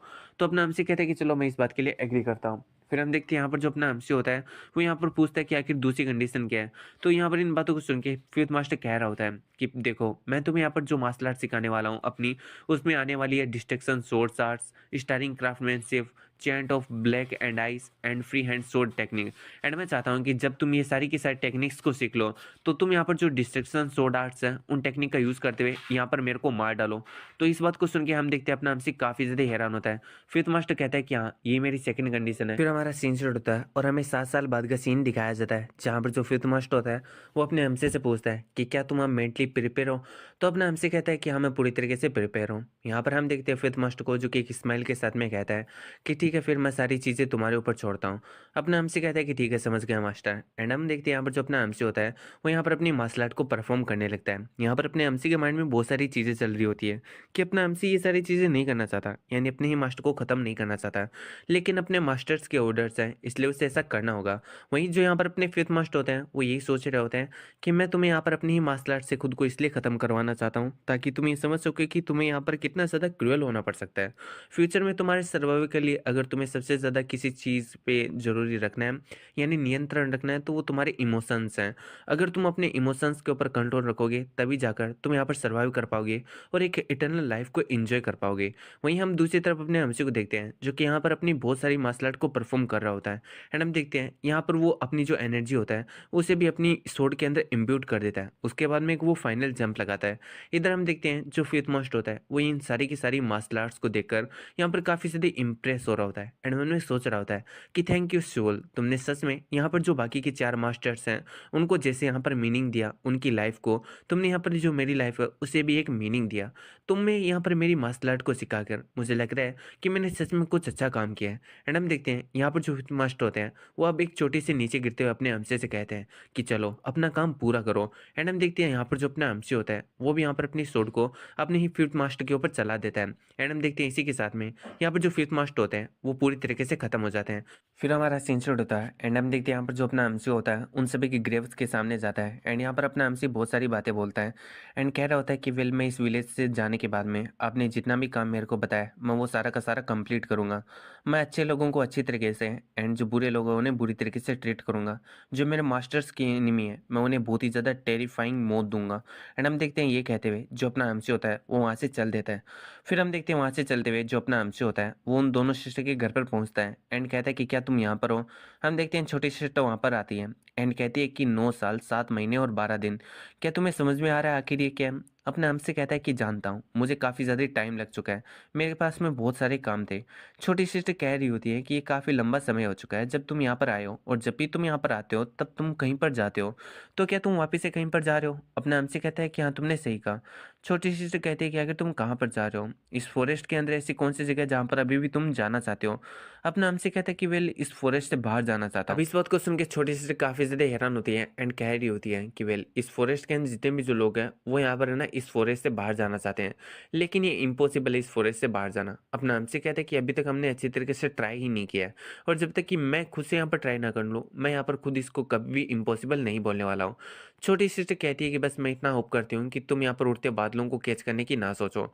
अपना हमसे कह रहा होता है कि वेल सबसे पहले जो भी सारी चीज़ें वो इम्पॉसिबली दिखाई देती हैं जब तक कि हम उन्हें अचीव ना कर लें, एंड यहाँ पर जो रिजल्ट्स हैं वो सबसे ज़्यादा बोलते हैं, यहाँ पर जो तुम्हारे मतलब जितने भी काम होते हैं उनसे ज़्यादा। तो इन बातों को सुन के हम देखते हैं छोटी सिस्टर जो कि पहले तो चुप रहती है, फिर वो कहती है कि चलो ठीक है, मैं तुम्हारे जो यहाँ पर गोल्स हैं उनको यहाँ पर अचीव करने के लिए एक तरीके से विश करती हूँ। अपना हमसे इसके लिए थैंक्स बोलता है। एंड हम छोटी सिस्टर को देखते हैं जो कि कहती है कि वेल अगर तुम्हारा वापस से कभी आने का मन हो तो तुम यहाँ पर आ सकते हो। एंड इतना कहते हैं वो अपने हमसे के हैंड्स को पकड़ लेती है। एंड यहाँ पर वो काफ़ी ज़्यादा ही अच्छी तरीके से यहाँ पर अपने हमसे को ये बोल रही होती है कि यहाँ पर अपना हमसे भी ब्लश करने लगता है। फिर हमारा सीन शुरू होता है और हमें दिखाया जाता है यहाँ पर जो अपना हमसे होता है वो उन दोनों सिस्टर की बताई गई सारी लोकेशंस के ऊपर छान चुका होता है। तो अपने हमसे ने उन दोनों सिस्टर से पूछा होता है कि वेल क्या तुमने यहाँ पर किसी ड्रैगन के बारे में सुना है जो कि यहाँ पर किसी केव के अंदर रहता है। तो उन्होंने यहाँ पर अपने हमसे को 4 जगह बताई थी, और चारों जगह पर अपना हमसे जा चुका है, और जिस जगह पर अब अपना हमसे है वो चौथी जगह है, लेकिन अपने हमसे को कुछ भी नहीं मिला है। बेचारा यहाँ पर जो जेड होगा वो भी काफ़ी ज़्यादा गुस्सा हो जाता है। एंड हम देखते हैं वो दीवार के ऊपर टक्कर मारने लगता है, जिससे दीवार के अंदर ही बहुत ही ज़्यादा बड़ा वाला एक तरीके से होल हो जाता है। अपने हमसे एमसी कहते हैं कि अरे तुमने ये क्या किया? तुमने तो एक दीवार के अंदर होल कर दिया। लेकिन जैसे अपना एमसी यहाँ पर उस होल के ऊपर हाथ लगाता है, उसे ऐसा महसूस होता है कि यहाँ पर जो एयर फ्लो है वो काफ़ी लंबे समय से इधर से उधर जा रहा है। इसका मतलब ये है कि ये दीवार अंदर से खोखली है। एंड हम देखते हैं अपना एमसी ये जानते हुए उस पूरी की पूरी दीवार को वहीं पर तोड़ देता है एंड अंदर की तरफ आता है। एंड जैसे अपना एमसी अंदर आता है तो उसे यहाँ पर हर जगह अंधेरा ही दिखाई देता है। अपना एमसी सोच रहा होता है कि आखिर ये कौन सी जगह है और यहाँ पर कौन रहता है। तभी हम देखते हैं यहाँ पर अपने एमसी को किसी की आवाज़ आती है। ये एक लड़की होती है जो कि चैन से बंधी होती है एंड वो कह रही होती है कि प्लीज़ मेरी कोई हेल्प कर दो। तो फिर अपना एमसी उससे पूछता है कि आखिर तुम्हारी हालत ऐसे कैसे हुई? तो हम देखते हैं वो लड़की बताने लगती है कि वेल उसकी जोर ज़बरदस्ती यहाँ पर शादी कराई जा रही थी एंड उसने इसके लिए मना कर दिया, जिसकी वजह से उसे इस तरीके से यहाँ पर बांधकर जंगल के बीच में छोड़ दिया गया। एंड हम देखते हैं अपना एमसी कहता है कि अच्छा तो तुम एक लाचार अबला आ रही हो, आई मीन नारी हो। तो इन बातों को सुन के हम लड़की को देखते हैं जो कि क्रीपी स्मेल करती है एंड मन में कहती है कि हाँ तुम मुझे एक लाचार और अबला नारी ही समझो। एंड वो यहाँ पर अपने एमसी से काफ़ी ज़्यादा डरी हुई आवाज़ में कहती है कि हाँ तो क्या तुम यहाँ पर मेरे को आज़ाद कर सकते हो, क्योंकि अगर तुम मुझे आज़ाद करते हो तो मैं तुम्हारे लिए हर चीज़ करूँगी। तो हम देखते हैं यहाँ पर जो अपना एमसी होता है वो तो दूसरी तरफ उसकी चेन्स को उठाकर कह रहा होता है कि वेल तुम एक लाचार अबला नारी हो, लेकिन ये सोचने वाली बात है कि तुम्हें यहाँ पर पकड़ने के लिए इन चेन्स का यूज़ किया जा रहा है जो कि एनर्जी से इम्ब्यून्ड है। और ये चेन्स अगर इनको एनर्जी से इम्ब्यून्ड भी ना किया जाए तो भी ये काफ़ी ज़्यादा स्ट्रोंग है। क्या ये अजीब नहीं है कि तुम्हारे जैसी एक अबला और लाचार औरत को यहाँ पर इस तरीके से इतनी ज़्यादा स्ट्रॉन्ग चैन से बांधा गया है? आखिर तुम इसके बारे में क्या सोचती हो? तो इन बातों को सुन के हम उस लड़की को देखते हैं जो कि काफ़ी ज़्यादा प्यारा सा चेहरा और भोला सा चेहरा बनाते हुए कहती है कि मुझे इसके बारे में नहीं पता, मुझे तो बस यहाँ से आज़ाद होना है। तो हम देखते हैं अपने हमसे को जो कि उससे पूछता है कि वैसे तुम्हें पता है कि आखिर तुम कहाँ पर हो? तो वो लड़की कहती है कि मुझे नहीं पता, मुझे यहाँ पर बस खींच कर लाया गया था एंड मुझे यहाँ पर छोड़ दिया गया था। तो अपना हमसे कहता है कि ये माँ फॉरेस्ट है और माँ फॉरेस्ट के अंदर यहाँ पर जो क्रिमिनल्स हैं उनको भी खुले हाथ छोड़ा जाता है, लेकिन जो फ्रेंड्स होते हैं यानी जो अदर स्पीसीज के लोग होते हैं उन्हें यहाँ पर चैनों से बांध के छोड़ा जाता है। अब जबकि तुम्हें यहाँ पर चैन से बांध के छोड़ा गया है, तो मुझे लगता है कि तुम किसी अदर काइंड की स्पीसीज हो, लेकिन तुम यहाँ पर दिखने में तो एक ह्यूमन जैसी ही लग रही हो। तो मैं यहाँ पर अपने डाउट्स को क्लियर करना चाहता हूँ। इन बातों को सुन के वो लड़की कहती है कि तुम्हारे कहने का क्या मतलब है? मुझे बहुत ही ज़्यादा यहाँ पर हार्ड टाइम गुजारना पड़ रहा है, तो प्लीज़ प्लीज़ मुझे यहाँ पर बचाओ। अपना हमसे कहता है कि आखिर तुम्हें इस चीज़ की जल्दी क्या है? तुमने इतना समय इंतज़ार किया है तो बस 2 मिनट और इंतज़ार कर लो। मैंने एक पोशन तैयार किया है। अब इस पोशन से क्या होता है कि यहाँ पर जो भी अदर स्पीशीज़ के लोग होते हैं वो इसकी स्मेल को बहुत ही ज़्यादा हेट करते हैं। तो मैं देखना चाहता हूँ कि तुम दूसरी स्पीशीज़ की हो या फिर नहीं हो, क्योंकि अगर तुम एक दूसरी स्पीशीज़ की हुई तो यहाँ पर है ना तुम पक्का से इसकी स्मेल को बहुत ही ज़्यादा हेट करोगी। एंड इतना कहते हुए हम देखते हैं जो अपना एमसी होता है वो उस पूरी की पूरी बोतल को बाहर निकाल लेता है। अब उस बोतल को देखकर हम देखते हैं यहाँ पर ये जो लड़की होती है उसे बहुत ही ज़्यादा यहाँ पर अजीब लगने लगता है। एंड जैसे अपना हमसे उस बोतल का कैप हटाता है हम देखते हैं वो लड़की जो कि असल में एक फिंड होती है यानी कि अदर स्पीसीज की एक तरीके से डेमन होती है, वो यहाँ पर अपने अगली अगली फॉर्म में आने लगती है एंड अपने हमसे से कह रही होती है कि वेल यहाँ पर इस फालतू सी चीज़ को मुझसे दूर रखो, तुम क्रेजी ह्यूमन कहेंगे। तो हम देखते हैं यहाँ पर जो अपना हमसे होता है उसके सामने उसकी सच्चाई आ चुकी होती है एंड हम देखते हैं जो फिंड होती है वो बार बार चिल्लाकर यही कह रही होती है कि तुम देखना मैं तुम्हें यहाँ पर है ना डेफिनेटली जब मैं आज़ाद हो जाऊंगी तो तुम्हें बहुत ही ज़्यादा हार्म पहुंचाऊंगी एंड तुम्हें पूरी तरीके से ख़त्म कर दूंगी। अपना हमसे कहता है कि अच्छा ऐसी बात है, फिर अपना हमसे अपनी सोड को निकाल लेता है। वहीं हम देखते हैं यहाँ पर जो मतलब लड़की होती है वो वापिस से अपने हमसे के सामने गिड़गिड़ाने लगती है एंड कह रही होती है कि नहीं नहीं मैंने जो भी बोला वो बहुत ही ज़्यादा गलत था, अगर तुम मुझे यहाँ पर आज़ाद करा देते हो तो मैं तुम्हारे लिए यहाँ पर सारी चीज़ें करूँगी जो कि मैं कर सकती हूँ। पिछले 200 सालों से मैं यहाँ पर चेन्स के अंदर बंधी हुई हूँ, तो प्लीज़ यहाँ पर मुझे आज़ाद करा दो, मैं तुम्हें यहाँ पर बिल्कुल भी हार्म नहीं पहुँचाऊंगी। तो अपना हमसे कहते हैं कि चलो मान लेते हैं तुम जो बोल रही हो पूरी तरीके से सच है, लेकिन तुम बदले में मुझे क्या दे सकती हो? यानी भले ही तुम मेरे को हार्म ना पहुंचाओ, लेकिन मुझे भी तो यहाँ पर कुछ चीज़ चाहिए ना तुम्हें आज़ाद कराने के बदले। तो इन बातों को सुन के वो लड़की कहती है कि बताओ आखिर तुम्हें मुझसे क्या चाहिए? अपना हमसे कहता है कि वेल मैं एक ऐसे केव को ढूंढ रहा हूँ जहाँ पर ड्रैगन्स रहते हैं, तो क्या तुम जानती हो ये ऐसे केव की लोकेशन के बारे में? तो इन बातों को सुन के फिन कहती है कि अच्छा तो मुझे समझ में आ रहा है तुम एक पगलेट हो जो कि यहाँ पर है ना एक ड्रैगन को ढूंढने के लिए चले हो, लेकिन तुम्हें पता होना चाहिए कि जो ड्रैगन है उनकी जो पावर वो बहुत ज़्यादा होती है, तुम इस पावर के साथ में उनका कुछ नहीं बिगाड़ पाओगे। अपना हमसे कहते हैं कि मुझे ऑलरेडी मालूम है, लेकिन मैं बस तुमसे यहाँ पर लोकेशन पूछ रहा हूँ। तो इन बातों को सुन के हम उस लड़की को देखते हैं जो कि कह रही होती है कि ऑफकोर्स मैंने इतने साल यहाँ पर गुजारे हैं तो मुझे अच्छे तरीके से मालूम है यहाँ पर जो ड्रैगन के वो उसकी लोकेशन के बारे में। अपने हमसे कहते हैं कि चलो ठीक है फिर, तो क्या तुम मुझे इसके बारे में बताओगी? को सुन के वो लड़की कहती है कि क्या तुम मैं एक स्टूपिड दिखाई दे रही हूँ? अगर मैंने तुम्हें बता दिया तो क्या तुम यहाँ पर वापस से आओगी? अपना हमसे कहते हैं कि वेल ये चीज़ मेरे लिए भी यहाँ पर सेम ही है। अगर तुम झूठ बोल रही हो और मैंने तुम्हें रिलीज़ कर दिया तो तुम तो रिलीज़ होते यहाँ पर मुझे मार डालोगे ना। तो यहाँ पर जो डेमन होती है वो कह रही होती है कि चलो ठीक है फिर, अगर तुम मुझे रिलीज़ नहीं करने वाले हो तो मैं तुम्हें कुछ नहीं बताऊंगी। अपना हमसे कहते हैं कि चलो ठीक है फिर, मैं यहाँ पर खुद से वो सारी चीज़ें को ढूंढ लूंगा, लेकिन मैं तुम्हें यहाँ पर आज़ाद करके खुद के ऊपर एक डेंजर नहीं लाने वाला। एंड इतना कहते हुए अपना हमसे वहाँ से जाने लगता है और कहता है कि और भी ज़्यादा तुम यहाँ पर वेट करो, कम से कम 100 सालों तक। एंड मैं यहाँ पर जो गुफा है उसकी जो एंट्रेंस है उसे वापस से उसके ओरिजिनल स्टेट या फिर उससे भी अच्छी तरीके से यहाँ पर पैक करके जाऊँगा, ताकि यहाँ पर है ना आने वाले 100 या 200 सालों तक कोई भी तुम्हें आज़ाद ना करा सके, किसी को भी ना पता चल सके कि तुम इस केव के अंदर बंद हो। तो इस बात को सुनते हैं हम उस डेमन की हालत देखते हैं जो कि बहुत ही ज़्यादा बुरी हो जाती है। एंड वो कह रही होती है कि कोई इतना ज़्यादा नीचे कैसे गिर सकता है। अपना हमसे कह रहा होता है कि अगर तुम नहीं चाहती हो कि मैं इतना ज़्यादा नीचे गिरूँ तो मुझे लोकेशन बता दो। एंड अगर मुझे ये कंफर्म हो गया कि तुमने जो लोकेशन बताया वो पूरी तरीके से सही है तो मैं वापस से आकर तुम्हें यहाँ पर है ना चैन से आज़ाद करा दूंगा। इन बातों को सुन के हम डेमन को देखते हैं जो कि कहती है कि ये तो बहुत ही ज़्यादा अनफेयर है। इस बात को सुनकर अपने हमसे कहता है कि वेल मुझे लगता है कि तुम ऐसी पोजीशन में नहीं हो जहां पर तुम फेयरनेस की यहाँ पर बातें कर सको। तो इन बातों को सुन के हम देखते हैं डेमन को बहुत ही ज़्यादा गुस्सा आता है। एंड वो कह रहा होती है कि मुझे नहीं पता कि आखिर तुम क्या सोच रहे हो। एक बार अगर तुम ड्रैगन केव के अंदर एंटर हो जाते हो तो तुम्हें पता है ना कि तुम यहाँ पर मेरे को वापस से रिलीज कराने के लिए भी जिंदा नहीं बचोगे। अपने हमसे कहते हैं कि वेल मैं अपना ध्यान रख सकता हूँ, तुम बस मुझे लोकेशन बताओ। इन बातों को सुन के हम देखते हैं डेमन को जो कि कहती है कि तुम बहुत ही ज़्यादा एरोगेंट बन रहे हो, जबकि तुम्हें पता ही नहीं है जो ड्रैगन्स की पावर है वो कितनी ज़्यादा होती है। यहाँ पर तुम्हें पता होना चाहिए कि एक जो यंग ड्रैगन होता है ना उसकी पावर भी जो लो लेवल के फ्रेंड्स होते हैं उनके बराबर होती है।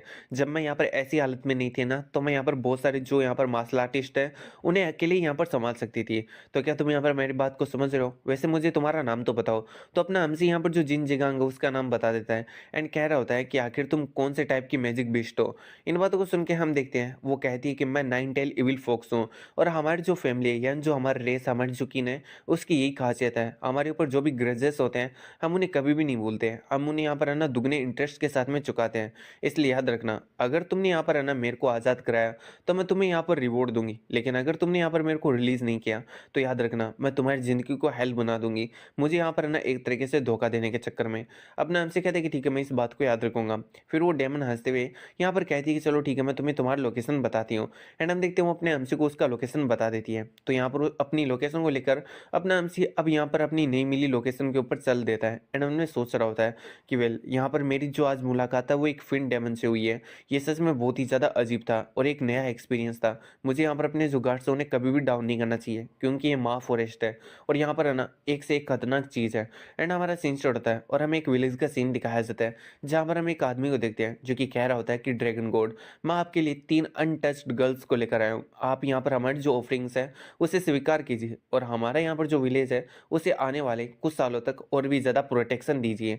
एंड हम देखते हैं जो तीनों गर्ल्स होती है वो एज ए सेक्रीफाइस ऑफरिंग्स लाई गई होती है ड्रैगन गॉड के लिए। एंड हम देखते हैं इन तीनों में से जो एक लड़की होती है वो काफ़ी ज़्यादा शांत होती है, बाकी दो बहुत ही ज़्यादा यहाँ पर पैनिक कर रही होती है। अब हम देखते हैं यहाँ पर ये जो बंदा होता है वो यहाँ पर 20 वाली लड़की जो कि काफ़ी ज़्यादा शांत होती है उसे कह रहा होता है कि वोलियोंग यहाँ पर जो बाकी दो गर्ल्स हैं उनका ध्यान रखना।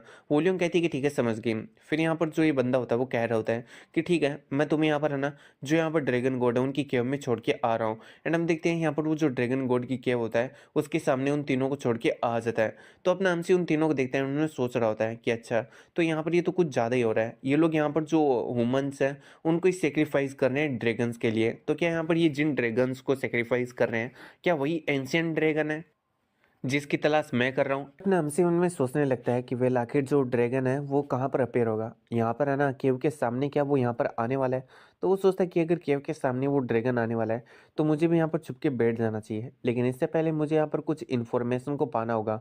इसलिए हम देखते हैं यहाँ पर जो अपना हमसे होता है उन तीनों लड़कियों में से एक को लेकर आ जाता है। अब जैसे अपना हमसे लेकर आ रहा होता है वो लड़की यहाँ पर अपनी आंखें खोल लेती है। एंड मन में सोचती है कि आखिर ये कौन है, क्या ये ड्रैगन गॉड है? लेकिन मैंने जैसा सुना था ये तो उससे बहुत ही ज़्यादा डिफरेंट है एंड ये मेरे को बहुत ही ज़्यादा केयरफुली ट्रीट कर रहा है। फिर वो यहाँ पर हमने सोचते कि अगर यहाँ पर जो ड्रैगन गॉड है ऐसे इंसान है तो। एंड हम देखते हैं वो अपने हमसे को ड्रैगन गॉड यहाँ पर प्रोनाउंस करती है। तो अपना हमसे कहता है कि लेडी मैं यहाँ पर ड्रैगन गॉड नहीं हूँ जिसकी तुम लोग यहाँ पर बातें करते हो। वो लेडी कहती कि तुम्हारे कहने का क्या मतलब है, तुम यहाँ पर ड्रैगन गॉड नहीं हो। तो अपना हमसे कहता है कि वेल मैं यहाँ पर एक मार्शल आर्टिस्ट हूँ जो कि यहाँ से जा रहा था, लेकिन मैं यहाँ पर आपसे कुछ पूछना चाहता हूँ, इसलिए मैं यहाँ पर आपको लेकर आया हूँ। तो इन बातों को सुन के हम उस लड़की को देखते हैं जो कि अपने हमसे से कहती है कि क्या तुम्हें नहीं लगता कि तुमने बहुत ही ज़्यादा गलत किया है। अपना हमसे कह रहा होता है कि वेल वो इसलिए क्योंकि यहाँ पर बहुत सारी ऐसी चीज़ें हैं जो कि मैं कन्फर्म करना चाहता हूँ, और एक बार जब कन्वर्सेशन एंड हो जाएगी तो मैं आपको वहीं पर ले जाके छोड़ दूंगा जहाँ से मैं आपको लेकर आया था। तो क्या आप प्लीज़ मेरे यहाँ पर जो क्वेश्चंस हैं उनका आंसर दोगी। तो इन बातों को सुन के वो लड़की मन में सोच रही होती है कि इसके पास में एक जेड डॉग है जो कि इंटरमीडिएट लेवल का बिस्ट है। मुझे नहीं लगता कि ये कोई ordinary सा यहाँ पर मार्शल आर्टिस्ट है, और जिस फॉर्मेशन के अंदर इसने अभी मेरे को बैठा के रखा है, जिसकी वजह से यहाँ पर कोई भी हमें बाहर का इंसान नहीं देख सकता है, वो भी कोई लो लेवल की नहीं है। तो मैं समझ पा रही हूँ कि ये जो इंसान है वो एक बहुत ही ज़्यादा एक्स्ट्रा ऑर्डिनरी यहाँ पर मार्शल आर्टिस्ट है, इसलिए मुझे नहीं लगता कि मैं इसके साथ में रूड हो सकती हूँ। फिर वो अपने हमसे से कहती हैं कि वेल आखिर तुम किसके बारे में क्यूरियस हो। अपने हमसे कहता है कि वेल आखिर जो यहाँ पर ड्रैगन गॉड है जिनके बारे में यहाँ पर तुम लोग बातें कर रहे हो, क्या तुम्हें कोई आइडिया है कि आखिर वो कैसा दिखाई देता है। तो इन बातों को सुन के वो लड़की कहती है कि नहीं मुझे नहीं आइडिया, क्या तुम्हें क्या पता है ड्रैगन गॉड के बारे में। अपने हमसे कहता है कि मेरे हिसाब से तो जो ड्रैगन गॉड है वो यहाँ पर है ना एक तरीके से उसके आगे दो हॉर्न होंगी, उसकी जो बॉडी है वो सांप जैसी होगी, एंड उसकी जो चेस्ट है उसके ऊपर एक वाइट निशान होगा, एंड उसकी यहाँ पर जो पूरी की पूरी बॉडी है वो यहाँ पर एक तरीके से नीले कलर की होगी। तो इन बातों को सुन के वो लड़की कहती है कि वेल मेरे को श्योर नहीं है कि आखिर जो ड्रैगन गॉड है वो यहाँ पर एक डेमन है या फिर एक इंसान है। अपने हमसे कहते हैं कि अच्छा ऐसी बात है, तो तुम्हें यहाँ पर उसके बारे में कुछ भी नहीं पता है, लेकिन फिर भी तुम्हें यहाँ पर उनके लिए ऑफर किया जा रहा है, क्या यहाँ पर तुम्हें जिंदा ही उनके उनके लिए सेक्रीफाइस कर दिया जाना ड्रैगन गॉड के नाम पर, क्या तुम्हें ये सही लगता है। फिर वो लेडी कहती है कि वेल जो यहाँ पर हमारे चीफ वो ऑलरेडी ड्रैगन गॉड से मिल चुके हैं, एंड 5 साल पहले यहाँ पर जो ड्रैगन गॉड है वो अपीयर हुए थे, एंड उन्होंने हमारे विलेज की रक्षा की थी। तो अपना हमसे कहता है कि अच्छा तो क्या तुम विलेज के लिए अपनी जान देना यहाँ पर सही समझती हो। इन बातों को सुन के वो लड़की कहती है कि हाँ मेरे विलेज के लिए यहाँ पर मैं कुछ भी कर सकती हूँ।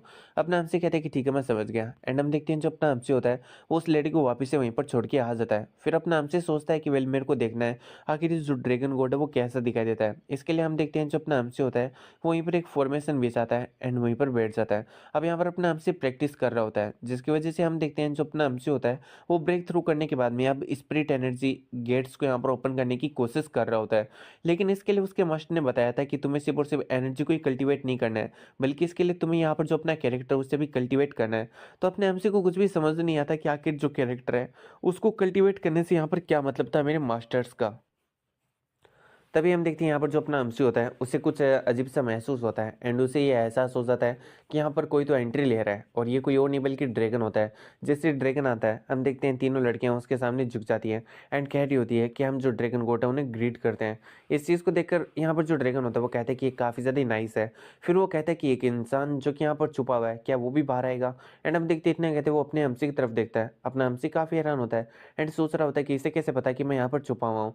फिर वो जेडो को लेता है एंड वहाँ से भागने की कोशिश करता है, एंड सोचता है कि अगर इसे मेरी प्रेजेंस का इतना इजीली पता चल चुका है तो मैं जानता हूँ कि ये कितना ज़्यादा स्ट्रॉन्ग है, ये मेरी यहाँ पर लीग से तो पूरी तरीके से बाहर है, तो मैं तो यहाँ पर इससे फाइट ही नहीं कर सकता, मुझे यहाँ से भागना होगा।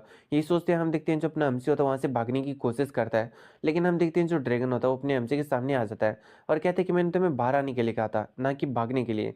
एंड हम देखते हैं इतना कहते हैं वो अपने एमसी को पकड़ने वाला होता है, तभी अपना एमसी बहुत सारी बोटल्स को निकालता है अपनी पॉकेट में से, एंड हम देखते हैं उन्हें यहाँ पर जो ड्रैगन होता है उसकी तरफ थ्रो कर देता है, जिसकी वजह से वो बोटल्स वहीं पर फूट जाती हैं। ड्रैगन कहता है कि आखिर तुम्हारी हिम्मत कैसी हुई ऐसी फालतू की हरकतें मेरे ऊपर यूज़ करने की। लेकिन अगली पल हम देखते हैं जो बोटल्स होती है उनमें से बहुत सारी अजीब सी गंध बाहर निकलने लगती है, जो कि ड्रैगन को बहुत ही ज़्यादा तकलीफ देती है, क्योंकि जो ड्रैगन है वो भी यहाँ पर एक अदर स्पीसीज का ही बंदा है। एंड हम देखते हैं अब उसका गुस्सा बहुत ही ज़्यादा बढ़ चुका होता है, वो अपने ड्रैगन के फॉर्म में आता है एंड यहाँ पर अपने हमसी का पीछा करने लगता है। वो सबसे पहले यहाँ पर अपने हमसी के ऊपर एक काफ़ी ज़्यादा खतरनाक अटैक करता है, जिसे अपना जेड होग रोक लेता है, जिसकी वजह से जो जेड होग होता है उसकी हालत बहुत ही ज़्यादा खराब हो जाती है। फिर हम देखते हैं जो ड्रैगन होता है वो वापस से अपने हमसी के ऊपर अटैक करता है, जिसकी वजह से हम देखते हैं जो अपना हमसी होता है वो नीचे गिरने लगता है। यहाँ पर जो ड्रैगन होता है वो भी नीचे आ जाता है एंड यहाँ पर अपने ह्यूमन फॉर्म में आकर अपने जो कपड़े उन्हें ठीक करने लगता है और कहता है कि सच में अब जाकर वो जो बदबू वो मेरे शरीर से गई है। एंड फिर हम देखते हैं वो अपने हमसी की तरफ देखने लगता है, जिसे उसने हवा में ही लटका के रखा है। एंड वहाँ पर जाने के बाद में वो उसकी सारी बोटल्स को निकाल लेता है एंड कहता है कि आखिर ये है क्या। फिर वो अपने हमसी को देखता है और कहता है कि मुझे यहाँ पर एक इंटरेस्टिंग सा बॉय मिल चुका है,